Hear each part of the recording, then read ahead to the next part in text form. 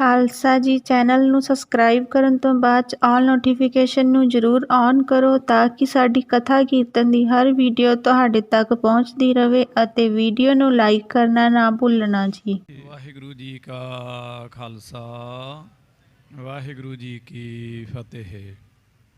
ਪਰਮ ਸਨਮਾਨਯੋਗ ਗੁਰੂ ਰੂਪ ਗੁਰੂ ਖਾਲਸਾ ਸਾਧ ਸੰਗਤ ਜੀਓ, ਆਪ ਸਭ ਵਡਭਾਗੇ ਹੋ ਜਿੱਥੇ ਅਕਾਲ ਪੁਰਖ ਅੰਤਰਜਾਮੀ ਵਾਹਿਗੁਰੂ ਜੀ ਕੇ ਸਰਗੁਣ ਸਵਰੂਪ ਦਸਵੇਂ ਗੁਰੂ ਨਾਨਕ ਸਾਹਿਬ ਸਤਿਗੁਰੂ ਸ੍ਰੀ ਗੁਰੂ ਗੋਬਿੰਦ ਸਿੰਘ ਸਾਹਿਬ ਜੀ ਮਹਾਰਾਜ ਜੀ ਨੇ ਧਰਮ ਚਲਾਵਨ ਸੰਤਿਓ ਬਾਰਨ ਦੁਸ਼ਟ ਸਭਨ ਕੋ ਮੂਲ ਉਪਾਰਨ ਦੇ ਵਾਸਤੇ ਅਵਤਾਰ ਧਾਰਿਆ। ਉਸ ਮਹਾਨ ਪਵਿੱਤਰ ਅਸਥਾਨ ਤਖਤ ਸ੍ਰੀ ਹਰਿਮੰਦਰ ਜੀ ਪਟਨਾ ਸਾਹਿਬ ਜੀ ਦੇ ਸੱਚਖੰਡ ਦਰਬਾਰ ਦੀਆਂ ਆਪ ਹਾਜ਼ਰੀਆਂ ਭਰ ਰਹੇ ਹੋ। ਕਲਗੀਧਰ ਮਹਾਰਾਜ ਜੀ ਦੀਆਂ ਖੁਸ਼ੀਆਂ ਪ੍ਰਾਪਤ ਕਰ ਰਹੇ ਹੋ। ਤਖਤ ਸਾਹਿਬ ਜੀ ਦੇ ਉੱਪਰ ਲੜੀਵਾਰ ਗੁਰ ਇਤਿਹਾਸ ਦੀ ਵਿਚਾਰ ਕਥਾ ਚੱਲ ਰਹੀ ਹੈ। ਸ਼੍ਰੀ ਗੁਰੂ ਕਲਗੀਧਰ ਪਾਤਸ਼ਾਹ ਮਹਾਰਾਜ ਜੀ ਦੀ ਬਖਸ਼ਿਸ਼ ਦੇ ਨਾਲ ਪਿਛਲੇ ਦੀਵਾਨਾਂ ਵਿੱਚ ਆਪ ਸਭ ਸਰਵਣ ਕਰ ਚੁੱਕੇ ਹੋ। ਦਲ ਭੰਜਨ ਵੱਡੇ ਯੋਧੇ ਪਰਉਪਕਾਰੀ ਛਠਮ ਪੀਰ ਅੰਤਰਜਾਮੀ ਬਾਲਾ ਭੋਲਾ ਸਤਿਗੁਰੂ ਧੰਨ ਗੁਰੂ ਹਰਗੋਬਿੰਦ ਸਾਹਿਬ ਸੱਚੇ ਪਾਤਸ਼ਾਹ ਆਪ ਜੀ ਮਾਲਵੇ ਦੇ ਪ੍ਰਸਿੱਧ ਨਗਰ ਡਰੌਲੀ ਭਾਈ ਵਿਖੇ ਵਿਰਾਜਮਾਨ ਹਨ। ਕਾਬਲ, ਗਜ਼ਨੀ ਅਤੇ ਪਿਸ਼ੌਰ ਇਹ ਸ਼ਹਿਰ ਅਤੇ ਨਾਲ ਲੱਗਦੇ ਕੁਝ ਹੋਰ ਕਸਬੇ ਅਤੇ ਪਿੰਡਾਂ ਦਾ ਵੱਡਾ ਭਾਰੀ ਜੱਥਾ ਦੋ ਮਸੰਦ ਤਖਤ ਮੱਲ ਔਰ ਇਹਨਾਂ ਦੀ ਅਗਵਾਈ ਦੇ ਵਿੱਚ ਮਹਾਰਾਜ ਜੀ ਦੇ ਪਾਸ ਆਉਂਦਾ। ਉਹਨਾਂ ਦੇ ਨਾਲ ਇੱਕ ਕਰੋੜੀ ਮੱਲ ਨਾਮ ਦਾ ਸਿੱਖ ਜਿਹੜਾ ਟਾਪੂਆਂ ਦੇ ਵਿੱਚ ਜਹਾਜ਼ਾਂ ਦੇ ਰਾਹੀਂ ਵਪਾਰ ਕਰਿਆ ਕਰਦਾ ਸੀ, ਉਹ ਵੀ ਸ਼ਾਮਲ ਹੈ। ਉਹ ਦਰਿਆਈ ਘੋੜਿਆਂ ਦੇ ਦੋ ਵਛੇਰੇ ਲੈ ਕੇ ਬੜੇ ਚਾਵਾਂ ਅਤੇ ਮਲ੍ਹਾਰਾਂ ਦੇ ਨਾਲ ਉਹਨਾਂ ਨੂੰ ਪਾਲਦਾ ਹੈ ਕਿ ਮੈਂ ਵੱਡੇ ਕਰਕੇ ਗੁਰੂ ਹਰਗੋਬਿੰਦ ਸਾਹਿਬ ਸੱਚੇ ਪਾਤਸ਼ਾਹ ਮਹਾਰਾਜ ਦੇ ਅਸਵਾਰੇ ਦੇ ਵਾਸਤੇ ਭੇਟ ਕਰਾਂਗਾ। ਜਦੋਂ ਘੋੜੇ ਪਾਲ ਪਲੋਸ ਕੇ ਵੱਡੇ ਕਰਦਾ ਹੈ ਅਤੇ ਇਹਨਾਂ ਗੁਰਸਿੱਖਾਂ ਦੇ ਜੱਥੇ ਦੇ ਨਾਲ ਸੋ ਉਹ ਦੋ ਪਾਲੇ ਹੋਏ ਘੋੜੇ ਜਿਨ੍ਹਾਂ ਦਾ ਨਾਮ ਸ਼ੌਂਕ ਦੇ ਨਾਲ ਗੁਲਬਾਗ ਅਤੇ ਦਿਲਬਾਗ ਇਹਨੇ ਧਰਿਆ ਸੀ, ਉਹਨਾਂ ਨੂੰ ਲੈ ਕੇ ਆਉਂਦਾ ਹੈ। ਗੰਦੇ ਭੈੜੇ ਕੱਪੜੇ ਜੇ ਉੱਪਰ ਵਲੇਟੇ ਹੋਏ ਨੇ ਤਾਂ ਕਿ ਘੋੜੇ ਬਿਮਾਰ ਅਤੇ ਮਾਰੜੂ ਜੇ ਲੱਗਣ, ਪਰ ਕਦੀ ਰਤਨ ਵੀ ਲੁਕਾਇਆ ਲੁਕਦੇ ਨੇ, ਉਹਨਾਂ ਦੀ ਆਭਾ ਅਤੇ ਸ਼ੋਭਾ ਲੁਕਾਇਆ ਵੀ ਲੁਕੀ ਨਾ। ਹਿੰਦੁਸਤਾਨ ਦਾ ਮੰਗੋਲ ਬਾਦਸ਼ਾਹ ਜਹਾਂਗੀਰ ਦਾ ਪੁੱਤ ਔਰੰਗਜ਼ੇਬ ਦਾ ਬਾਪ, ਇਹ ਉਹਨਾਂ ਦਿਨਾਂ ਵਿੱਚ ਲਾਹੌਰ ਵਿੱਚ ਸੀ। ਇਹ ਗੁਰੂ ਕੇ ਗੁਰਸਿੱਖ ਅਫਗਾਨਿਸਤਾਨ ਤੋਂ ਵਾਇਆ ਲਾਹੌਰ ਪੰਜਾਬ ਦੀ ਪਵਿੱਤਰ ਧਰਤੀ 'ਤੇ ਆ ਰਹੇ ਸਨ। ਉਹਦੇ ਚਾਪਲੂਸ ਹਾਕਮਾਂ ਨੇ ਉਹ ਘੋੜੇ ਖੋਹ ਖਸੱਟ ਕੇ ਬਾਦਸ਼ਾਹ ਦੇ ਤਾਈਂ ਭੇਟ ਕੀਤੇ। ਇਹਨਾਂ ਗੁਰਸਿੱਖਾਂ ਨੇ ਆਣ ਕੇ ਆਪਣੇ ਹਿਰਦੇ ਦਾ ਮਰਜ਼ ਰੋਗ ਪੀੜਾ ਸੱਲ ਮਹਾਰਾਜ ਗੁਰੂ ਹਰਗੋਬਿੰਦ ਸਾਹਿਬ ਸੱਚੇ ਪਾਤਸ਼ਾਹ ਜੀ ਦੇ ਤਾਈਂ ਆਖੀ। ਮਹਾਰਾਜ ਕਹਿੰਦੇ ਤੁਹਾਡੀ ਭੇਟਾ ਪ੍ਰਵਾਨ ਹੈ, ਸਾਡੇ ਕੌਣ ਆਉਣਗੇ, ਤੁਸੀਂ ਫਿਕਰ ਨਾ ਕਰੋ। ਮਹਾਰਾਜ ਭਰੇ ਦੀਵਾਨ ਵਿੱਚ ਕਹਿੰਦੇ ਕੋਈ ਹੈ ਐਸਾ ਚਤਰ ਸੋਝੀ ਵਾਲਾ ਸਿੱਖ? ਬਹਾਦਰ ਬਾਬਾ ਬਿਧੀ ਚੰਦ ਜੀ ਸਾਹਿਬ ਗਰੀਬ ਨਵਾਜ ਮਹਾਰਾਜ ਜੀ ਦਾ ਗੁਪਤ ਇਸ਼ਾਰਾ ਜਾਣ ਕੇ ਨਮਸਕਾਰ ਕਰਕੇ ਬੇਨਤੀ ਕਰਦੇ, ਸਤਿਗੁਰੂ ਨੇਤਰਾਂ ਵਿੱਚ ਤੱਕਣ ਦੀ ਭਾਵੇਂ ਰੋਸ਼ਨੀ ਹੈ, ਪਰ ਸੂਰਜ ਦੇ ਪ੍ਰਕਾਸ਼ ਤੋਂ ਬਿਨਾਂ ਨੇਤਰ ਕੁਝ ਵੇਖਣ ਤੋਂ ਅਸਮਰਥ ਹਨ। ਤਾਕਤ ਆਪ ਜੀ ਦੀ ਹੈ, ਪਰ ਆਪ ਜੀ ਦੀ ਬਖਸ਼ਿਸ਼ ਤੋਂ ਬਿਨਾਂ ਇਹ ਤਾਕਤ ਦਾ ਕੋਈ ਮਾਇਨਾ ਨਹੀਂ। ਜੇ ਸਿਰ 'ਤੇ ਮਿਹਰ ਭਰਿਆ ਹੱਥ ਹੋਵੇ ਤਾਂ ਜੋ ਨਹੀਂ ਵੀ ਹੋ ਸਕਦਾ ਉਹ ਵੀ ਹੋ ਜਾਏਗਾ। ਮਹਾਰਾਜ ਜੀ ਦੀ ਆਗਿਆ ਲੈ ਕੇ ਉਸੇ ਸਮੇਂ ਅਰਦਾਸਾ ਸੋਧ ਕੇ ਆਪ ਜੀ ਲਾਹੌਰ ਵੱਲ ਚੱਲ ਪੈਂਦੇ ਹਨ। ਕੱਲ੍ਹ ਦੀ ਕਥਾ ਵਿੱਚ ਆਪ ਜੀ ਨੇ ਸਰਵਣ ਕੀਤਾ ਕਿ ਬਹਾਦਰ ਬਾਬਾ ਬਿਧੀ ਚੰਦ ਜੀ ਸਾਹਿਬ ਉੱਥੇ ਜਿਉਣੇ ਨਾਮ ਦੇ ਸਿੱਖ ਜਿਹਦਾ ਤਰਖਾਣ ਰਾਮਗੜੀਏ ਘਰਾਣੇ ਵਿੱਚ ਜਨਮ ਹੋਇਆ, ਬਾਢੀ ਸੀ ਉਹ ਗੁਰੂ ਕਾ ਗੁਰਸਿੱਖ। ਸੋ ਉਹਦੇ ਘਰ ਵਿੱਚੋਂ ਖੁਰਪਣਾ ਔਰ ਰੰਬਾ ਅਤੇ ਤੱਪੜ ਕੰਬਲੀ ਇਹ ਵਸਤੂਆਂ ਲੈਂਦੇ ਹਨ। ਸਵੇਰੇ ਤੜਕੇ ਉੱਠ ਕੇ ਜਪ ਸਾਹਿਬ ਜੀ ਦਾ ਪਾਠ ਲਿਖਿਆ ਹੋਇਆ ਆਪ ਜੀ ਕੰਠ ਕਰਿਆ ਕਰਦੇ ਸਨ।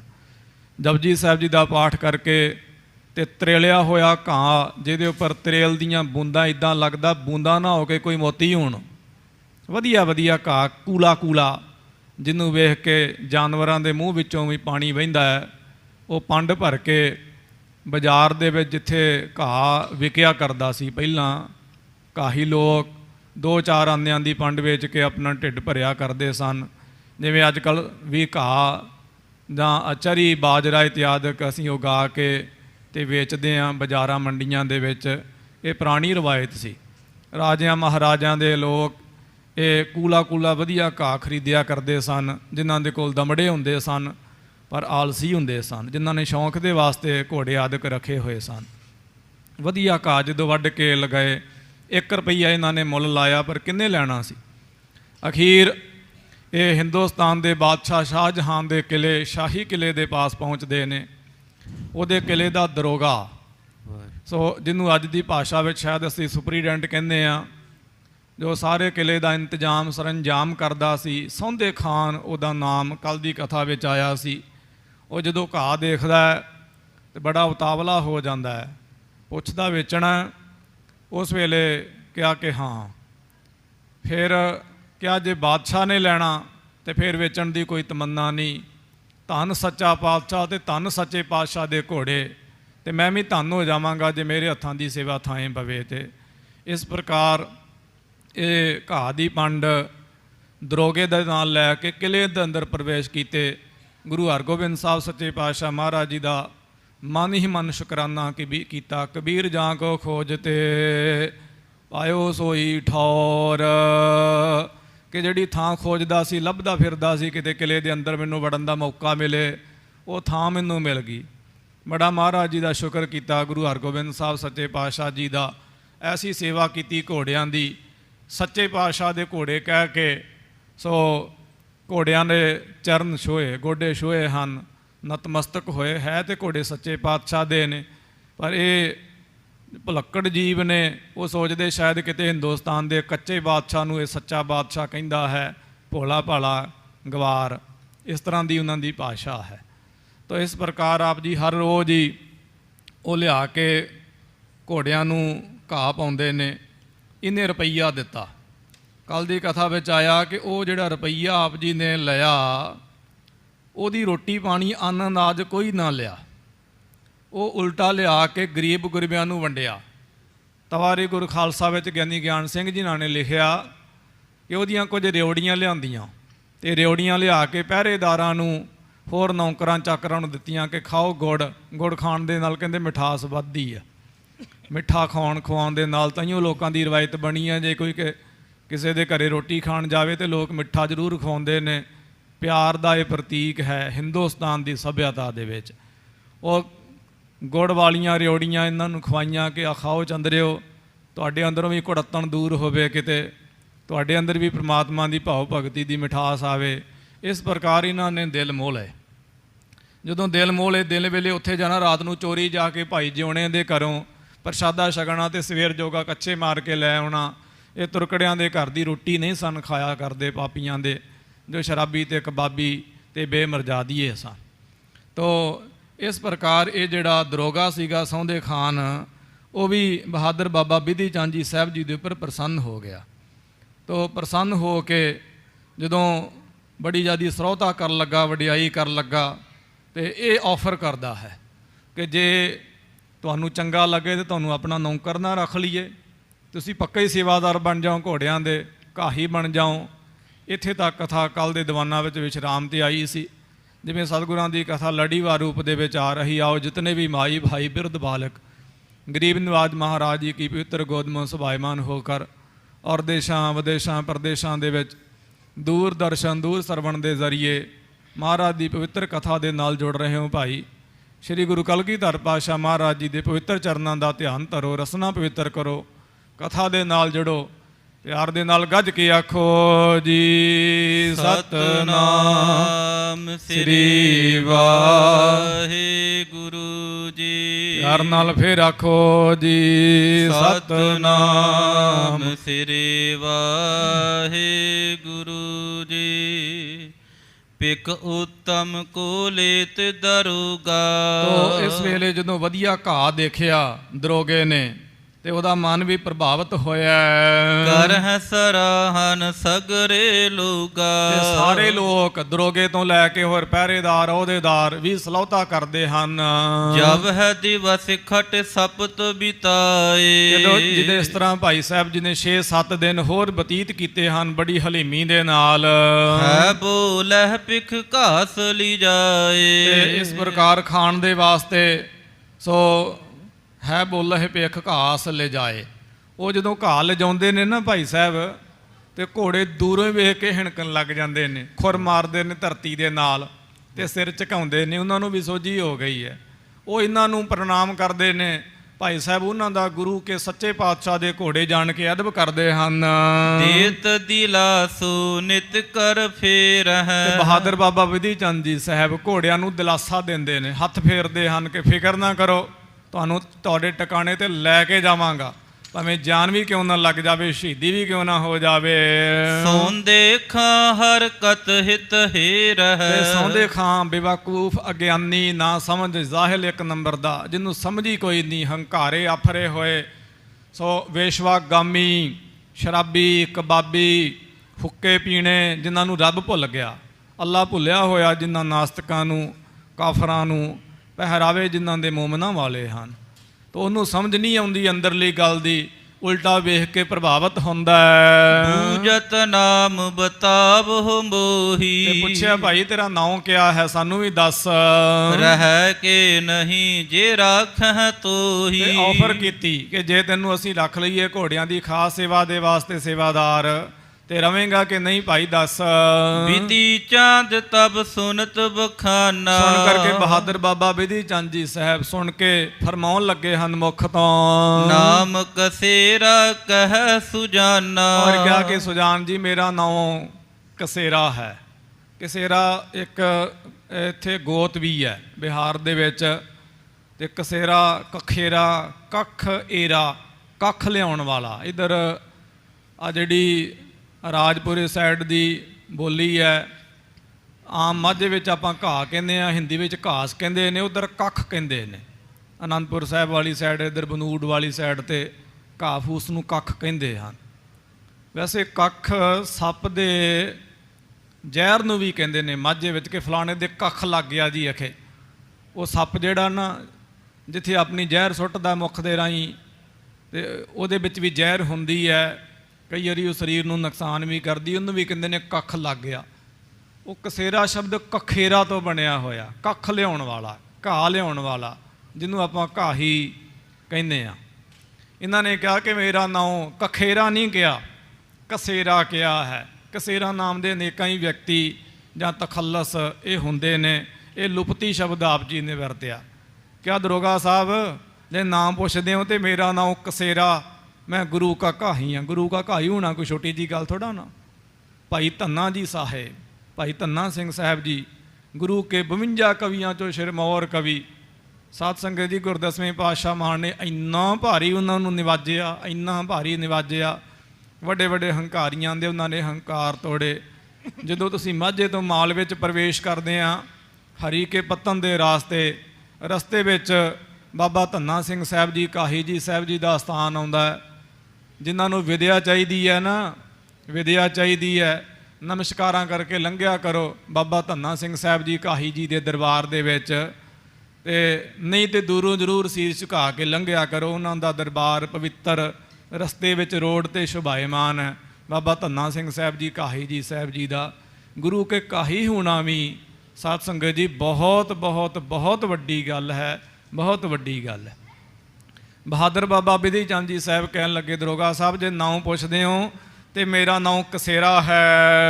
ਪੁਰ ਮਹਿ ਜਬ ਕੋ ਆਨ ਪ੍ਰਵੇਸਾ। ਔਰ ਜਦੋਂ ਦਾ ਆਣ ਕੇ ਮੈਂ ਲਾਹੌਰ ਸ਼ਹਿਰ ਵਿੱਚ ਪ੍ਰਵੇਸ਼ ਹੋਇਆ, ਤ੍ਰਿਣ ਆਨਤ ਮਿਰਧੂ ਹਰਤ ਵਿਸੇਸਾ। ਉਦੋਂ ਤੋਂ ਬੜਾ ਕੋਮਲ ਔਰ ਹਰਿਆ ਹਰਿਆ ਕੂਲਾ ਕੂਲਾ ਘਾਹ ਤਰੇਲਿਆ ਹੋਇਆ ਲੈ ਕੇ ਆਉਣਾ। ਸਾਚੇ ਪਾਤਸ਼ਾਹਿਓ ਜੋਗ। ਔਰ ਕਿਹਾ ਕਿ ਜਿਹੜਾ ਘਾਹ ਹੈ ਨਾ ਇਹ ਸੱਚੇ ਪਾਤਸ਼ਾਹ ਦੇ ਘੋੜਿਆਂ ਦੇ ਹੀ ਲਾਇਕ ਹੈ। ਬਿਰਸਹਿ ਅਪਰਹੇਰ ਕਰ ਲੋਗ। ਔਰ ਕਿਹਾ ਕਿ ਬਾਕੀ ਜਿਹੜੇ ਲੋਕ ਨੇ ਉਹ ਨਹੀਂ ਲੈ ਸਕਦੇ ਹਨ, ਕਿਸੇ ਵਿੱਚ ਇੰਨੀ ਸਮਰੱਥਾ ਨਹੀਂ ਹੈ ਕਿ ਇਹ ਮਹਿੰਗਾ ਤੇ ਵਧੀਆ ਘਾਹ ਲੈ ਸਕਣ।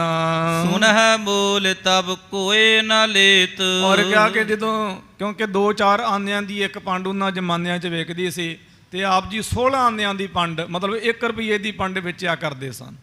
ਤੇ ਕਿੰਨੇ ਲੈਣਾ ਸੀ? ਅਸਲ ਵਿੱਚ ਵੇਚਣਾ ਹੀ ਨਹੀਂ ਸੀ ਨਾ। ਜਦੋਂ ਕਿਸੇ ਨੇ ਨਾ ਹੀ ਚੀਜ਼ ਵੇਚਣੀ ਹੋਵੇ ਤੇ ਫਿਰ ਅਗਲਾ ਬੰਦਾ ਜ਼ਿਆਦਾ ਮੁੱਲ ਕਹਿ ਦਿੰਦਾ ਤੇ ਗਾਹਕ ਵੀ ਕਹਿੰਦਾ ਲੱਗਦਾ ਇਹਨੇ ਨਹੀਂ ਵੇਚਣੀ।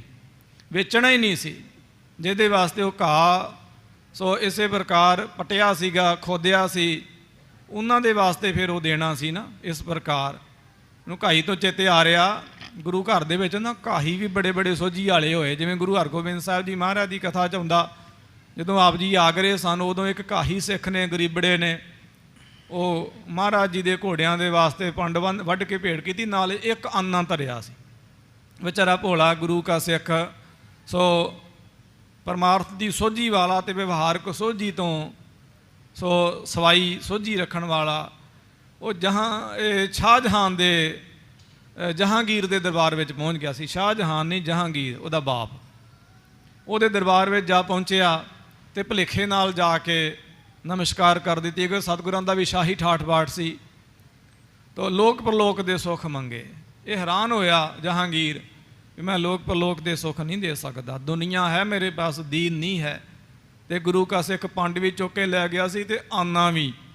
ਜਹਾਂਗੀਰ ਨੇ ਕਿਹਾ ਸੀ ਇਹਦੇ 'ਚ ਮੇਰੀ ਇਨਸਲਟ ਹੈ, ਮੇਰੀ ਬੇਇੱਜ਼ਤੀ ਹੈ, ਮੇਰਾ ਅਪਮਾਨ ਹੈ, ਜਿੰਨੇ ਮਰਜ਼ੀ ਦਮੜੇ ਲੈ ਲਾ, ਘਾਹ ਤੇ ਇਹ ਆਨਾ ਨਾ ਚੁੱਕ, ਆਪਣਾ ਦਮੜਾ ਨਾ ਚੁੱਕ, ਟਕਾ ਨਾ ਚੁੱਕ। ਮੈਂ ਕਿਹਾ ਨਾ ਨਾ, ਸਿੱਖ ਦੀ ਮਾਇਆ ਦਾ ਅਧਿਕਾਰੀ ਸਿਰਫ ਗੁਰੂ ਹੈ। ਸਿੱਖ ਜਣੇ ਖੇਣੇ ਨੂੰ ਆਪਣੀ ਧਰਮ ਦੀ ਕਿਰਤ ਦੀ ਮਾਇਆ ਨਹੀਂ ਦਿੰਦਾ। ਜਿਨ੍ਹਾਂ ਦੇ ਕੋਲ ਚੋਰੀ ਦੀ ਮਾਇਆ ਹੋਵੇ ਜਿੱਥੇ ਮਰਜ਼ੀ ਲਟਾਉਣ, ਜਿਨ੍ਹਾਂ ਕੋਲ 10 ਨੌਵਾਂ ਦੀ ਕਿਰਤ ਹੈ, ਹੱਡ ਖੂਨ ਪਸੀਨੇ ਨਾਲ ਵਹਾ ਕੇ ਜਿਨ੍ਹਾਂ ਨੇ ਦਮੜੇ ਕਮਾਏ ਨੇ, ਉਹ ਥੋੜ੍ਹਾ ਜਣੇ ਖਣੇ ਨੂੰ ਦੇਣਗੇ। ਚੁੱਕ ਕੇ ਲੈ ਗਿਆ ਕਿ ਗੁਰੂ ਕਾ ਸਿੱਖ। ਕਈਆਂ ਨੂੰ ਵੀ ਗੁਰੂ ਕੇ ਕਈਆਂ ਨੂੰ ਵੀ ਬੜੀ ਸੋਝੀ ਹੋਈ ਹੈ। ਤਾਂ ਇਸੇ ਪ੍ਰਕਾਰ ਬਹਾਦਰ ਬਾਬਾ ਬਿਧੀ ਚੰਦ ਜੀ ਸਾਹਿਬ ਕਹਿੰਦੇ ਨੇ, ਸੋ ਇਹ ਘਾਹ ਕਿੰਨੇ ਖਰੀਦਣਾ ਸੀ? ਇਹ ਤੇ ਸੱਚੇ ਪਾਤਸ਼ਾਹ ਦੇ ਘੋੜਿਆਂ ਦੇ ਹੀ ਲਾਇਕ ਸੀ। ਨਿਤ ਪ੍ਰਤ ਆਏ ਤੂੰ ਮਹਿ ਕੋ ਦੇਤ। ਔਰ ਕਿਹਾ ਕਿ ਨਿਤ ਪ੍ਰਤੀ ਅਸੀਂ ਤੁਹਾਨੂੰ ਹੀ ਘਾਹ ਦਿੰਦੇ ਸੀ ਦਰੋਗਾ ਸਾਹਿਬ। ਜਾਂ ਤੇ ਚਾਕਰ ਰਖੋ ਬਣਾਈ। ਹਾਂ, ਇਹ ਗੱਲ ਤੁਹਾਡੀ ਠੀਕ ਆ, ਤੁਸੀਂ ਆਪਣੇ ਪੱਕੇ ਨੌਕਰ ਬਣਾ ਕੇ ਰੱਖ ਲਵੋ, ਤੁਹਾਨੂੰ ਵੀ ਸੌਖਾ ਹੈ ਤੇ ਮੈਨੂੰ ਵੀ ਸੌਖਾ ਹੈ। ਨਿਤ ਪ੍ਰਤ ਹੇਰੋ ਸੇਵ ਸਵਾਈ। ਵੇਖ ਲਿਓ, ਭਾਵੇਂ ਨਿਤ ਹੀ ਮੈਂ ਸੇਵਾ ਕਰਾਂਗਾ, ਇਹ ਮੇਰੀ ਵੀ ਇੱਛਾ ਮੈਂ ਸੱਚੇ ਪਾਤਸ਼ਾਹ ਦੇ ਘੋੜਿਆਂ ਦੀ ਸੇਵਾ ਕਰਕੇ ਆਪਣਾ ਜੀਵਨ ਸਫਲ ਕਰਾਂ। ਦਰਬ ਲੋਭ ਤੇ ਮੈਂ ਨਹਿ ਕਰਹੂੰ। ਔਰ ਰਹੀ ਗੱਲ ਮਾਇਆ ਦੀ, ਮੈਨੂੰ ਕੋਈ ਮਾਇਆ ਦਾ ਲੋਭ ਨਹੀਂ ਹੈ।